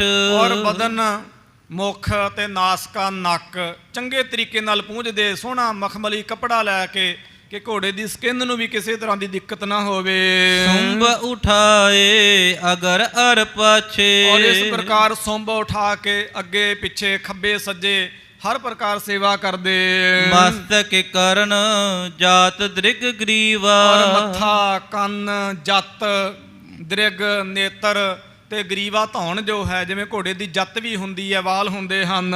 ਪਹੁੰਚਤ ਉਦਰ ਹੋਏ ਬਹੁ ਨੀਵਾ। ਥੱਲੇ ਨੀਵਾਂ ਹੋ ਕੇ ਉਧਰ ਢਿੱਡ ਵੀ ਉਹਦਾ ਪੂੰਝਦੇ ਹਨ। ਘੋੜੇ ਦਾ ਪਸੀਨਾ ਹੁੰਦਾ। ਘੋੜੇ ਦਾ ਪਸੀਨਾ, ਇਹਦੇ ਨਾਲ ਸਾਡੇ ਸਰੀਰ ਦੇ ਉੱਪਰ ਕਈ ਤਰ੍ਹਾਂ ਦੇ ਵਿਕਾਰ, ਉਪਾਧੀਆਂ ਜਿਹੜੀਆਂ ਨੇ ਉਹ ਵੀ ਉਤਪੰਨ ਹੁੰਦੀਆਂ ਨੇ। ਸੋ ਜੇ ਅਸੀਂ ਕੱਪੜੇ ਨਾ ਪਾਏ ਹੋਏ ਹੋਣ ਤੇ ਜ਼ਖਮ ਇਤਿਆਦਿਕ ਹੋ ਜਾਂਦੇ ਨੇ। ਘੋੜੇ ਦਾ ਪਸੀਨਾ ਬਹੁਤ ਦਮਦਾਰ ਹੁੰਦਾ ਹੈ। ਸੋ ਇਹਦੀ ਝਾਲ ਹਰੇਕ ਸਰੀਰ ਝੱਲਣ ਦੇ ਸਮਰੱਥ ਨਹੀਂ ਹੁੰਦਾ। ਤੇ ਇਸ ਪ੍ਰਕਾਰ ਉਹ ਘੋੜੇ ਦੇ ਚਰਨਾਂ ਵਾਲੇ ਪਾਸੇ ਹੋ ਕੇ ਜਿੱਥੇ ਉਹਦਾ ਪੇਟ ਹੈ ਉੱਥੇ ਵੀ ਖਰਖਰਾ ਕਰਦੇ ਨੇ, ਉੱਥੇ ਹੀ ਸੇਵਾ ਕਰਦੇ ਨੇ। ਹੁਣ ਜਿਹੜਾ ਨਿੱਤ ਦਾ ਅਸਵਾਰ ਹੈ ਤੇ ਜਿਹਦੇ ਘੋੜੇ ਨਾਲ ਪ੍ਰੀਤੀ ਹੈ ਨਾ, ਇੰਨਾ ਵੱਡਾ ਰਿਸਕ ਉਹੀ ਲੈ ਸਕਦਾ ਜੇ। ਨਹੀਂ ਤੇ ਘੋੜੇ ਦੀ ਲੱਤ ਵਿੱਚ ਇੰਨਾ ਦਮ ਹੁੰਦਾ ਕਿ ਦੰਦਾਂ ਦੀ ਗਿਣਤੀ ਘਟ ਜਾਂਦੀ ਹੈ ਫਿਰ, ਜੇ ਕਿ ਕਿਸੇ ਨੂੰ ਸੋਝੀ ਨਾ ਹੋਵੇ। ਪਰ ਆਪ ਜੀ ਦਾ ਲਗਾਅ ਬਣਿਆ ਹੋਇਆ ਸੱਚੇ ਪਾਤਸ਼ਾਹ ਦੇ ਘੋੜੇ ਜਾਣ ਕੇ, ਨਾਲੇ ਕਹਿੰਦੇ ਰਹਿਣਾ ਧੰਨ ਸੱਚਾ ਪਾਤਸ਼ਾਹ ਤੇ ਧੰਨ ਸੱਚੇ ਪਾਤਸ਼ਾਹ ਦੇ ਘੋੜੇ ਜੀ, ਧੰਨ ਸੱਚਾ ਪਾਤਸ਼ਾਹ ਤੇ ਧੰਨ ਸੱਚੇ ਪਾਤਸ਼ਾਹ ਦੇ ਘੋੜੇ। ਇਸ ਤਰ੍ਹਾਂ ਕਹਿ ਕੇ ਗਰਦਨ, ਕੰਨ, ਨੱਕ, ਜੱਤ, ਪੂਛ, ਪਿੱਠ ਤੇ ਪੇਟ ਇੱਕ ਇੱਕ ਅੰਗ ਦੀ ਸੇਵਾ ਕਰਦੇ ਹਨ। ਕਰ ਧਾਰ ਸੁਧਾਰੀ। ਤੇ ਵਾਰ-ਵਾਰ ਸੋ ਇਸ ਪ੍ਰਕਾਰ ਘੋੜੇ ਦੇ ਅੰਗਾਂ ਪ੍ਰਤੰਗਾਂ ਨੂੰ ਸੁਧਾਰਦੇ, ਸਵਾਰਦੇ, ਹੋਰ ਨੇੜਤਾ ਬਣਾਉਂਦੇ ਹਨ। ਦਸਕ ਦਾਸ ਕੀ ਸੇਵ ਵਿਸਾਲਾ। ਕਵੀ ਜੀ ਕਹਿੰਦੇ ਗੱਲ ਕੀ ਵੀ ਇਹਨਾਂ ਘੋੜਿਆਂ ਦੀ ਸੇਵਾ ਦੇ ਵਾਸਤੇ 10 ਸੇਵਾਦਾਰ ਹਿੰਦੁਸਤਾਨ ਦੇ ਬਾਦਸ਼ਾਹ ਨੇ ਰੱਖੇ ਸਨ। 10 ਸੇਵਾਦਾਰ, ਪਰ 10 ਸੇਵਾਦਾਰਾਂ ਦੀ ਸੇਵਾ ਜੋ ਹੈ ਸੰਭਾਰੀ ਠਾਨਤ ਸਭ ਕਾਲਾ। ਉਹ ਬਾਬਾ ਬਿਧੀ ਚੰਦ ਜੀ ਸਾਹਿਬ ਜੀ ਨੇ ਇਕੱਲਿਆਂ ਨੇ ਸੰਭਾਲ ਲਈ। 10 ਬੰਦਿਆਂ ਦਾ ਕੰਮ ਜੋ ਸੀ ਉਹ ਆਪ ਜੀ ਇਕੱਲੇ ਕਰਿਆ ਕਰਦੇ ਸਨ। ਸਭਿਨ ਪਇਓ ਸੁਖੀ ਕਰ ਹੈ ਸਰਾਹੋ। ਸਾਰਿਆਂ ਨੂੰ ਬੜਾ ਸੁੱਖ ਹੋਇਆ ਤੇ ਬੜੀ ਸਲਾਹਤਾ ਕਰਦੇ ਹਨ। ਇਹੋ ਆਛੋ ਆਇਓ ਹਮ ਮਾਹੂ। ਕਹਿੰਦੇ ਇਹ ਕੋਈ ਪਿੰਡੂ ਜਿਹਾ, ਕੋਈ ਗਵਾਰ ਜਿਹਾ ਬੰਦਾ, ਕੋਈ ਚੰਗਾ ਹੀ ਸਾਡੇ ਕੋਲ ਆਣ ਕੇ ਸਾਡੇ ਡਿੱਕੇ ਫਸ ਗਿਆ। ਦਵੈ ਤੀਨਕ ਦਿਨ ਕਰਤ ਨਿਹਾਰਾ। ਜਦੋਂ 2-3 ਦਿਨ ਸੌਂਦੇ ਖਾਨ ਨੇ ਬਾਬਾ ਬਿਧੀ ਚੰਦ ਜੀ ਸਾਹਿਬ ਜੀ ਨੂੰ ਐਸੀ ਕਰੜੀ ਮਸ਼ੱਕਤ ਸੇਵਾ ਕਰਦਿਆਂ ਤੱਕਿਆ। ਸੌਂਦੇ ਖਾਨ ਪ੍ਰਸੰਨ ਉਚਾਰਾ। ਉਸ ਵੇਲੇ ਸੌਂਦੇ ਖਾਨ ਬਹੁਤ ਭਾਰੀ ਪ੍ਰਸੰਨ, ਖੁਸ਼ ਹੋਇਆ ਤੇ ਕਹਿਣ ਲੱਗਾ ਕਬ ਕਾ ਦੇਨ ਉਤਾਰਨ ਧਰਨ। ਔਰ ਇੱਥੋਂ ਤੱਕ ਅਧਿਕਾਰ ਦੇ ਦਿੱਤੇ ਕਿ ਘੋੜੇ ਦੇ ਲਗਾਮ ਪਾਉਣੀ, ਫਿਰ ਉਹਨੂੰ ਲਗਾਮ ਨੂੰ ਉਤਾਰਨਾ, ਇਹ ਬਹੁਤ ਵੱਡਾ ਅਧਿਕਾਰ ਸੀ। ਕਿਉਂਕਿ ਇਹ 3 ਕੁ ਦਿਨ ਪਹਿਲਾਂ ਕਥਾ ਵਿੱਚ ਸ਼ਬਦ ਆਇਆ ਸੀ, ਦਾਸ ਦੀ ਉਦੋਂ ਹਾਜ਼ਰੀ ਸੀ। ਇਹ ਬਾਦਸ਼ਾਹ ਲੋਕਾਂ ਨੇ ਇਹ ਖਾਸ ਘੋੜੇ ਰੱਖੇ ਹੁੰਦੇ ਸਨ ਜਿਨ੍ਹਾਂ ਦੇ ਉੱਪਰ ਬਾਦਸ਼ਾਹ ਤੋਂ ਬਿਨਾਂ ਕੋਈ ਅਸਵਾਰੀ ਨਹੀਂ ਸੀ ਕਰਦਾ। ਤੇ ਬਾਦਸ਼ਾਹ ਲੋਕ ਪਹਿਲਾਂ ਜ਼ਿਆਦਾਤਰ ਹਾਥੀਆਂ ਦੇ ਉੱਪਰ ਅਸਵਾਰ ਹੋ ਕੇ ਸ਼ਾਹੀ ਠਾਠ ਪਾਠ ਤੇ ਸ਼ਾਨ ਦੇ ਨਾਲ ਜਾਇਆ ਕਰਦੇ ਸਨ। ਫਿਰ ਜਦੋਂ ਕੋਈ ਵਿਸ਼ੇਸ਼ ਕਾਰਜ ਹੋਣਾ ਤਾਂ ਹਾਥੀ ਤੋਂ ਉਤਰ ਕੇ ਘੋੜੇ ਤੇ ਅਸਵਾਰ ਹੋਇਆ ਕਰਦੇ ਸਨ। ਬਹੁਤੀ ਵਾਰੀ ਇਹ ਘੋੜੇ ਜਿਹੜੇ ਸਨ ਹਾਥੀ ਦੇ ਅੱਗੇ ਅੱਗੇ ਛਾਣ ਵਾਸਤੇ ਚੱਲਿਆ ਕਰਦੇ ਸਨ, ਇਹਨਾਂ ਤੇ ਅਸਵਾਰੀ ਕੋਈ ਨਹੀਂ ਸੀ ਕਰਦਾ। ਬਚਨ ਚਿੱਤੇ ਆ ਰਿਹਾ ਤਖਤ ਸੱਚਖੰਡ ਸ੍ਰੀ ਹਜੂਰ ਸ੍ਰੀ ਅਬਚਲ ਨਗਰ ਸਾਹਿਬ ਨਾਂਦੇੜ ਮਹਾਰਾਸ਼ਟਰ ਦੀ ਪਵਿੱਤਰ ਧਰਤੀ ਦੇ ਗੁਰ 10ਵੇਂ ਪਾਤਸ਼ਾਹ ਮਹਾਰਾਜ ਜੀ ਦੇ ਨਾਮ ਦਾ ਘੋੜਾ ਸਾਧ ਸੰਗਤ ਜੀ ਅੱਜ ਵੀ ਸ਼ੋਭਾਇਮਾਨ ਹੈ। ਹਰ ਰੋਜ਼ ਘੋੜੇ ਨੂੰ ਐਨ ਸਨੱਧਬੱਧ ਕਰਕੇ ਤਿਆਰ ਕਰਕੇ ਗੁਰ 10ਵੇਂ ਪਾਤਸ਼ਾਹ ਮਹਾਰਾਜ ਜੀ ਦੇ ਪਵਿੱਤਰ ਪਾਵਨ ਦਰਬਾਰ ਸੱਚਖੰਡ ਦੇ ਸਿੰਘਾਸਨ ਅੰਗੀਠੇ ਦੇ ਐਨ ਬਿਲਕੁਲ ਸਨਮੁਖ ਸਜਾਇਆ ਜਾਂਦਾ ਹੈ। ਉਹ ਗਰੀਬ ਨਵਾਜ ਮਾਨ ਨੂੰ ਸਿਰ ਝੁਕਾਉਂਦਾ ਰਹਿੰਦਾ, ਸੰਗਤ ਵੀ ਦਰਸ਼ਨ ਕਰਦੀ ਰਹਿੰਦੀ, ਅਸਵਾਰ ਉੱਤੇ ਕੋਈ ਨਹੀਂ ਹੁੰਦਾ। ਜਦੋਂ ਤੱਕ ਮੇਰਾ ਅਨੁਮਾਨ ਦਾਸ ਬਚਪਨ ਵਿੱਚ ਦਲ ਪੰਥ ਨਿਹੰਗ ਸਿੰਘਾਂ 'ਚ ਵੀ ਰਿਹਾ, ਸੋ ਬਾਬਾ ਬਿਧੀ ਚੰਦ ਜੀ ਸਾਹਿਬ ਜੀ ਦੇ ਨਾਮ ਦਾ ਵੀ, ਸ਼ਾਇਦ ਮੈਂ ਨਾਮ ਭੁੱਲਦਾ ਹਾਂ, ਪੱਕਾ ਨਹੀਂ ਪਤਾ ਮੈਨੂੰ, ਉਹਨਾਂ ਦੇ ਨਾਮ ਦਾ ਵੀ ਮੈਨੂੰ ਅੱਧਿਓਂ ਵੱਧ ਮੈਂ ਕਨਫਰਮ ਆ, ਨਾਮ ਦਾ ਘੋੜਾ ਸਨੱਧਬੱਧ ਕਰਕੇ ਸਜਾਇਆ ਜਾਂਦਾ, ਅਸਵਾਰ ਉੱਤੇ ਕੋਈ ਨਹੀਂ ਹੁੰਦਾ। ਇਸ ਪ੍ਰਕਾਰ ਇਹ ਆਪਣੇ ਵੱਡਿਆਂ ਵਡੇਰਿਆਂ ਦਾ, ਸ਼ਹਿਨਸ਼ਾਹਾਂ ਦਾ ਇਹ ਸਤਿਕਾਰ ਹੈ, ਉਹਨਾਂ ਦੇ ਨਾਮ ਦਾ ਘੋੜਾ ਸਜਾ ਕੇ ਰੱਖਣਾ, ਪਰ ਅਸਵਾਰ ਨਾ ਹੋਣਾ। ਮੈਂ ਇੱਕ ਯੂਰਪ ਦੇ ਇੱਕ ਤੁਰਕ ਬਾਦਸ਼ਾਹ ਦੀ ਹਿਸਟਰੀ ਪੜ੍ਹੀ ਸੀ। ਉਹਦੇ ਸ਼ਹੀਦ ਹੋਣ ਤੋਂ, ਮਰਨ ਤੋਂ ਬਾਅਦ ਵੀ, ਵੈਸੇ ਉਹ ਮਰਿਆ ਨਹੀਂ ਸੀ, ਉਹ ਕੁਝ ਸਮੇਂ ਲਈ ਗੁੰਮਨਾਮ ਹੋ ਗਿਆ ਸੀ। ਇਹ ਨੀਤੀ ਹੋਇਆ ਕਰਦੀ ਬਾਦਸ਼ਾਹ ਦੀ। ਸਰਦਾਰ ਹਰੀ ਸਿੰਘ ਜੀ ਨਲਵਾ ਜੀ ਸਾਹਿਬ, ਉਹਨਾਂ ਦਾ ਇਤਿਹਾਸ ਪੜ੍ਹ ਕੇ ਦੇਖ ਲਓ, ਬਾਬਾ ਦੀਪ ਸਿੰਘ ਸਾਹਿਬ ਜੀ ਦਾ ਇਤਿਹਾਸ ਪੜ੍ਹ ਕੇ ਦੇਖ ਲਓ, ਹੋਰ ਵੀ ਕੌਮਾਂ ਦੇ ਜਿਹੜੇ ਸਿਪਾਹ ਸਲਾਰ ਹੋਏ ਨੇ, ਕਈ ਸਾਲਾਂ ਲਈ ਕੌਮਾਂ ਦੇ ਬਾਦਸ਼ਾਹ ਗੁਪਤ ਹੋ ਜਾਇਆ ਕਰਦੇ ਸਨ ਕਿ ਦੁਸ਼ਮਣ ਨੂੰ ਲੱਗੇ ਸ਼ਾਇਦ ਸਾਡਾ ਸਭ ਤੋਂ ਵੱਡਾ ਦੁਸ਼ਮਣ ਉਹ ਮਰ ਗਿਆ ਹੈ, ਉਹ ਅਵੇਸਲਾ ਹੋ ਜਾਵੇ, ਤੇ ਫਿਰ ਇੱਕਦਮ ਵਾਰ ਕਰਨਾ, ਇਹ ਸਾਧ ਸੰਗਤ ਜੀ ਗੁਰੀਲਾ ਜੰਗ ਯੁੱਧ ਹੈ। ਉਹ ਜਿਹੜਾ ਯੂਰਪ ਦਾ ਬਾਦਸ਼ਾਹ ਸੀ, ਤੁਰਕ ਬਾਦਸ਼ਾਹ, ਉਹਦਾ ਇਤਿਹਾਸ ਪੜ੍ਹਿਆ, ਉਹਨੂੰ ਮਰਿਆ ਸ਼ੋਅ ਕੀਤਾ, ਕਿਸੇ ਨੂੰ ਨਹੀਂ ਸੀ ਪਤਾ, ਸਭ ਨੂੰ ਇਹ ਸੀਗਾ ਕਿ ਸ਼ਾਇਦ ਉਹ ਮਰ ਗਿਆ। ਉਹਦੀ ਜਿਹੜੀ ਘਰੋਂ ਔਰਤ ਸੀ, ਤਰੀਮਤ ਸੀ, ਉਹ ਸੋਝੀ ਵਾਲੀ ਸੀ ਤੇ ਦਿਲੋਂ ਆਪਣੇ ਪਤੀ ਨੂੰ ਮੁਹੱਬਤ ਕਰਦੀ ਸੀ। ਉਹਨੇ ਸਾਰੀ ਕਿਰਿਆ ਕਰ ਦਿੱਤੀ ਸੀ, ਕਿਉਂਕਿ ਉਹਦੇ ਅੰਗੂਠੀ ਜਿਹੜੀ ਸੀ, ਬਾਦਸ਼ਾਹ ਲੋਕ ਪਾਇਆ ਕਰਦੇ ਸਨ ਅੰਗੂਠੀ, ਉਹ ਹੀਰਾ ਤੇ ਉਹਨਾਂ ਦੇ ਕਬੀਲੇ ਦੀ ਮੋਹਰ ਵਾਲਾ ਹੀਰਾ ਉਹ ਮਿਲ ਗਿਆ ਸੀ, ਅੰਗੂਠੀ ਮਿਲ ਗਈ ਸੀ, ਕਨਫਰਮ ਹੋ ਗਿਆ ਸੀਗਾ ਵੀ ਇਹ ਉਹੋ ਹੀ ਹੈ। ਪਰ ਚਿਹਰੇ ਦਾ ਰੰਗ ਢੰਗ ਨਹੀਂ ਸੀ ਪਤਾ ਲੱਗਦਾ, ਚਿਹਰਾ ਜਿਹੜਾ ਸੀ ਉਹ ਸਾੜ ਦਿੱਤਾ ਸੀ, ਬਾਕੀ ਸਰੀਰ ਦੇ ਅੰਗ ਪ੍ਰਤੰਗ ਤੈਸੇ ਹੀ ਸਨ। ਉਹ ਜਿਹੜੀ ਔਰਤ ਸੀ ਉਹਨੂੰ ਇਤਬਾਰ ਨਹੀਂ ਸੀ ਹੁੰਦਾ, ਉਹਦਾ ਹਿਰਦਾ ਨਹੀਂ ਸੀ ਮੰਨਦਾ ਕਿ ਮੇਰਾ ਪਤੀ ਬਾਦਸ਼ਾਹ ਮਰਿਆ ਕਿ ਨਹੀਂ ਮਰਿਆ। ਬਾਕੀ ਸਭ ਦੁਨੀਆ ਨੂੰ, ਮਾਂ ਪਿਓ ਭਰਾਵਾਂ ਤੱਕ ਨੂੰ ਇਤਬਾਰ ਹੋ ਗਿਆ ਸੀ। ਉਹਦੇ ਮਰਨ ਉਪਰੰਤ ਵੀ ਉਹਦੇ ਘੋੜੇ ਨੂੰ ਰੋਜ਼ ਤਿਆਰ ਕੀਤਾ ਜਾਂਦਾ ਸੀ, ਘੋੜ ਦੌੜ ਵਿੱਚ ਵੀ ਲਿਜਾਇਆ ਜਾਂਦਾ ਸੀ, ਪਰ ਉਹਦੇ 'ਤੇ ਕੋਈ ਅਸਵਾਰੀ ਨਹੀਂ ਸੀ ਕਰਦਾ। ਇਹ ਆਪਣੇ ਵੱਡਿਆਂ ਦਾ, ਸਾਧ ਸੰਗਤ ਜੀ, ਸਨਮਾਨ ਹੋਇਆ ਕਰਦਾ। ਬਹੁਤ ਸਾਰੇ ਐਸੇ ਲੋਕ ਨੇ, ਐਸੇ ਕਬੀਲੇ ਨੇ, ਐਸੇ ਖਾਨਦਾਨ ਨੇ, ਆਪਣੇ ਵੱਡਿਆਂ ਵਡੇਰਿਆਂ ਦੇ ਵਾਸਤੇ ਉਹ ਥਾਲ ਪਰੋਸਦੇ ਨੇ, ਛਕਦੇ ਨਹੀਂ ਹਨ, ਦਾਨ ਪੁੰਨ ਕਰ ਦਿੰਦੇ ਹਨ ਵੱਡਿਆਂ ਵਡੇਰਿਆਂ ਦੇ ਨਾਮ 'ਤੇ। ਤਾਂ ਇਸੇ ਪ੍ਰਕਾਰ ਇਹ ਆਸਥਾ ਦਾ ਸਿਖਰ ਹੈ, ਇਹ ਆਸਥਾ ਦਾ ਸਿਰਾ ਹੈ, ਇਹ ਸਿਖਰ ਹੈ, ਇਸ ਤੋਂ ਉੱਤੇ ਕੋਈ ਆਸਥਾ ਨਹੀਂ ਹੋ ਸਕਦੀ ਹੈ। ਤਾਂ ਇਸੇ ਪ੍ਰਕਾਰ ਇਹ ਬਾਦਸ਼ਾਹ ਲੋਕਾਂ ਦੇ ਸ਼ਾਹੀ ਠਾਠ ਬਾਠ ਨੇ, ਔਰ ਧਰਮ ਦੀ ਦੁਨੀਆ ਵਿੱਚ ਵੀ ਇਹ ਵਰਤਾਰਾ ਹੈ, ਪਰ ਉੱਥੇ ਮਾਨਸਿਕਤਾ ਚੇਂਜ ਹੋ ਜਾਂਦੀ ਹੈ। ਇੱਕ ਸ਼ਾਹੀ ਠਾਠ ਬਾਠ ਹੋ ਗਿਆ, ਇੱਕ ਆਸਥਾ ਹੋ ਗਈ, ਸ਼ਰਧਾ ਹੋ ਗਈ, ਦੋਨਾਂ ਵਿੱਚ ਫਾਸਲਾ ਹੈ। ਘਟਨਾ ਇੱਕ ਹੈ, ਪਰ ਮਹਿਸੂਸ ਕਰਨ ਦੀ ਭਾਵਨਾ ਵਿੱਚ ਫਾਸਲਾ ਹੈ। ਖੈਰ, ਇਸ ਪ੍ਰਕਾਰ ਇਹ ਬਾਦਸ਼ਾਹ ਦੇ ਖਾਸ ਘੋੜੇ ਸਨ, ਇਹਨਾਂ ਉੱਪਰ ਕਦੇ ਕਦੇ ਅਸਵਾਰੀ ਵਾਸਤੇ ਉਹਨੇ ਸਜਾਏ ਸਨ। ਤਾਂ ਇਸ ਪ੍ਰਕਾਰ ਉਹਨਾਂ ਦੇ ਉੱਪਰ ਕਾਠੀ ਪਾਉਣੀ, ਸੇਵਾ ਕਰਨੀ, ਇਹ ਸਾਰੇ ਅਧਿਕਾਰ ਆਪ ਜੀ ਨੂੰ ਮਿਲ ਗਏ ਹਨ। ਰਹਿ ਕਸੇਰੇ ਕੇ ਅਬ ਕਰਨ, ਤੇ ਦਰੋਗੇ ਨੇ, ਜਿਹਨੂੰ ਸੁਪਰੀਡੈਂਟ ਆਪਾਂ ਕਹਿੰਦੇ ਆ, ਉਹਨੇ ਅਧਿਕਾਰ ਦੇ ਦਿੱਤੇ ਕਿ ਸਾਰੇ ਅਧਿਕਾਰ ਹੁਣ ਕਸੇਰੇ ਦੇ ਪਾਸ ਹਨ, ਬਾਬਾ ਜੀ ਪਾਸ ਹਨ। ਇਸ ਕੇ ਸੰਗ ਕਰਹਿ ਰੁਖ ਘੋਰੇ, ਕਿਉਂਕਿ ਘੋੜੇ ਜਿਹੜੇ ਨੇ ਇਹਦੇ ਵੱਲ ਰੁਖ ਕਰਦੇ ਨੇ। ਜਦੋਂ ਘਾਹ ਵੱਢ ਕੇ ਕੂਲਾ ਲੈ ਕੇ ਆ ਜਾਂਦੇ ਨੇ ਤੇ ਘੋੜੇ ਤੇ ਖੁਰ ਮਾਰਨੇ ਸ਼ੁਰੂ ਕਰ ਦਿੰਦੇ ਨੇ, ਦੂਰੋਂ ਹੀ ਹਿਣਕਣਾ ਸ਼ੁਰੂ ਕਰ ਦਿੰਦੇ ਹਨ। ਬਾਸੁਰ ਨਿਸਾ ਨਾ ਸੇਵਹਿ ਥੋਰੇ, ਔਰ ਕਿਹਾ ਕਿ ਦਿਨ ਰਾਤ ਵੱਡੀ ਭਾਰੀ ਇਹ ਸੇਵਾ ਕਰਦਾ ਘੋੜਿਆਂ ਦੀ। ਧੂਬ ਖੁਰਚਨੇ ਕਬ ਕਬ ਜਾਵਹੁ, ਔਰ ਇਹ ਬਚਨ ਕਰ ਦਿੱਤਾ ਦਰੋਗੇ ਨੇ, ਸੌਂਦੇ ਖਾਨ ਨੇ, ਕਸੇਰੇ ਨੂੰ, ਭਾਵ ਬਾਬਾ ਬਿਧੀ ਚੰਦ ਜੀ ਸਾਹਿਬ ਜੀ ਨੂੰ ਕਿਹਾ ਵੀ ਹੁਣ ਘਾਹ ਲੈਣ ਵਾਸਤੇ, ਘਾਹ ਖੁਰਚਣ ਦੇ ਵਾਸਤੇ ਤੂੰ ਕਦੇ ਕਦੇ ਜਾਇਆ ਕਰ। ਮਰਦਨ ਪਹੁੰਚਣ ਸੇਵ ਕਮਾਵਹੁ, ਤੂੰ ਘੋੜਿਆਂ ਦੀ ਮਾਲਿਸ਼ ਕਰਨੀ, ਪੂੰਝਣਾ, ਖਰਖਰਾ ਫੇਰਨਾ, ਇਹੋ ਹੀ ਸੇਵਾ ਕਰਿਆ ਕਰ, ਹੋਰ ਵੀ ਸੌਖਾ ਹੈ। ਹਰਖਤ ਉਰਮਹਿ ਕਹਿਤ ਕਸੇਰਾ, ਤੇ ਭਾਈ ਬਿਧੀ ਚੰਦ ਜੀ ਸਾਹਿਬ ਖੁਸ਼ ਹੋਏ ਤੇ ਕਹਿਣ ਲੱਗੇ ਹਨ, ਸੁਨਹੁ ਦਰੋਗਾ ਕਹਿਬੋ ਮੇਰਾ। ਉਸ ਵੇਲੇ ਕਿਹਾ, ਦਰੋਗਾ ਸਾਹਿਬ ਮੇਰੀ ਫਰਿਆਦ ਸੁਣੋ ਆਪ। ਸੇਵ ਕਰਨ ਲਗ ਕਾਰਜ ਮੋਹੀ, ਔਰ ਕਿਹਾ ਕਿ ਮੇਰੇ ਕੋਲੋਂ ਸੇਵਾ ਨਾ ਖੋਵੋ, ਮੇਰੀ ਆਸਥਾ ਹੈ। ਇਹ ਸੱਚੇ ਪਾਤਸ਼ਾਹ ਦੇ ਘੋੜੇ ਨੇ, ਇਹ ਧੰਨ ਘੋੜੇ ਹਨ।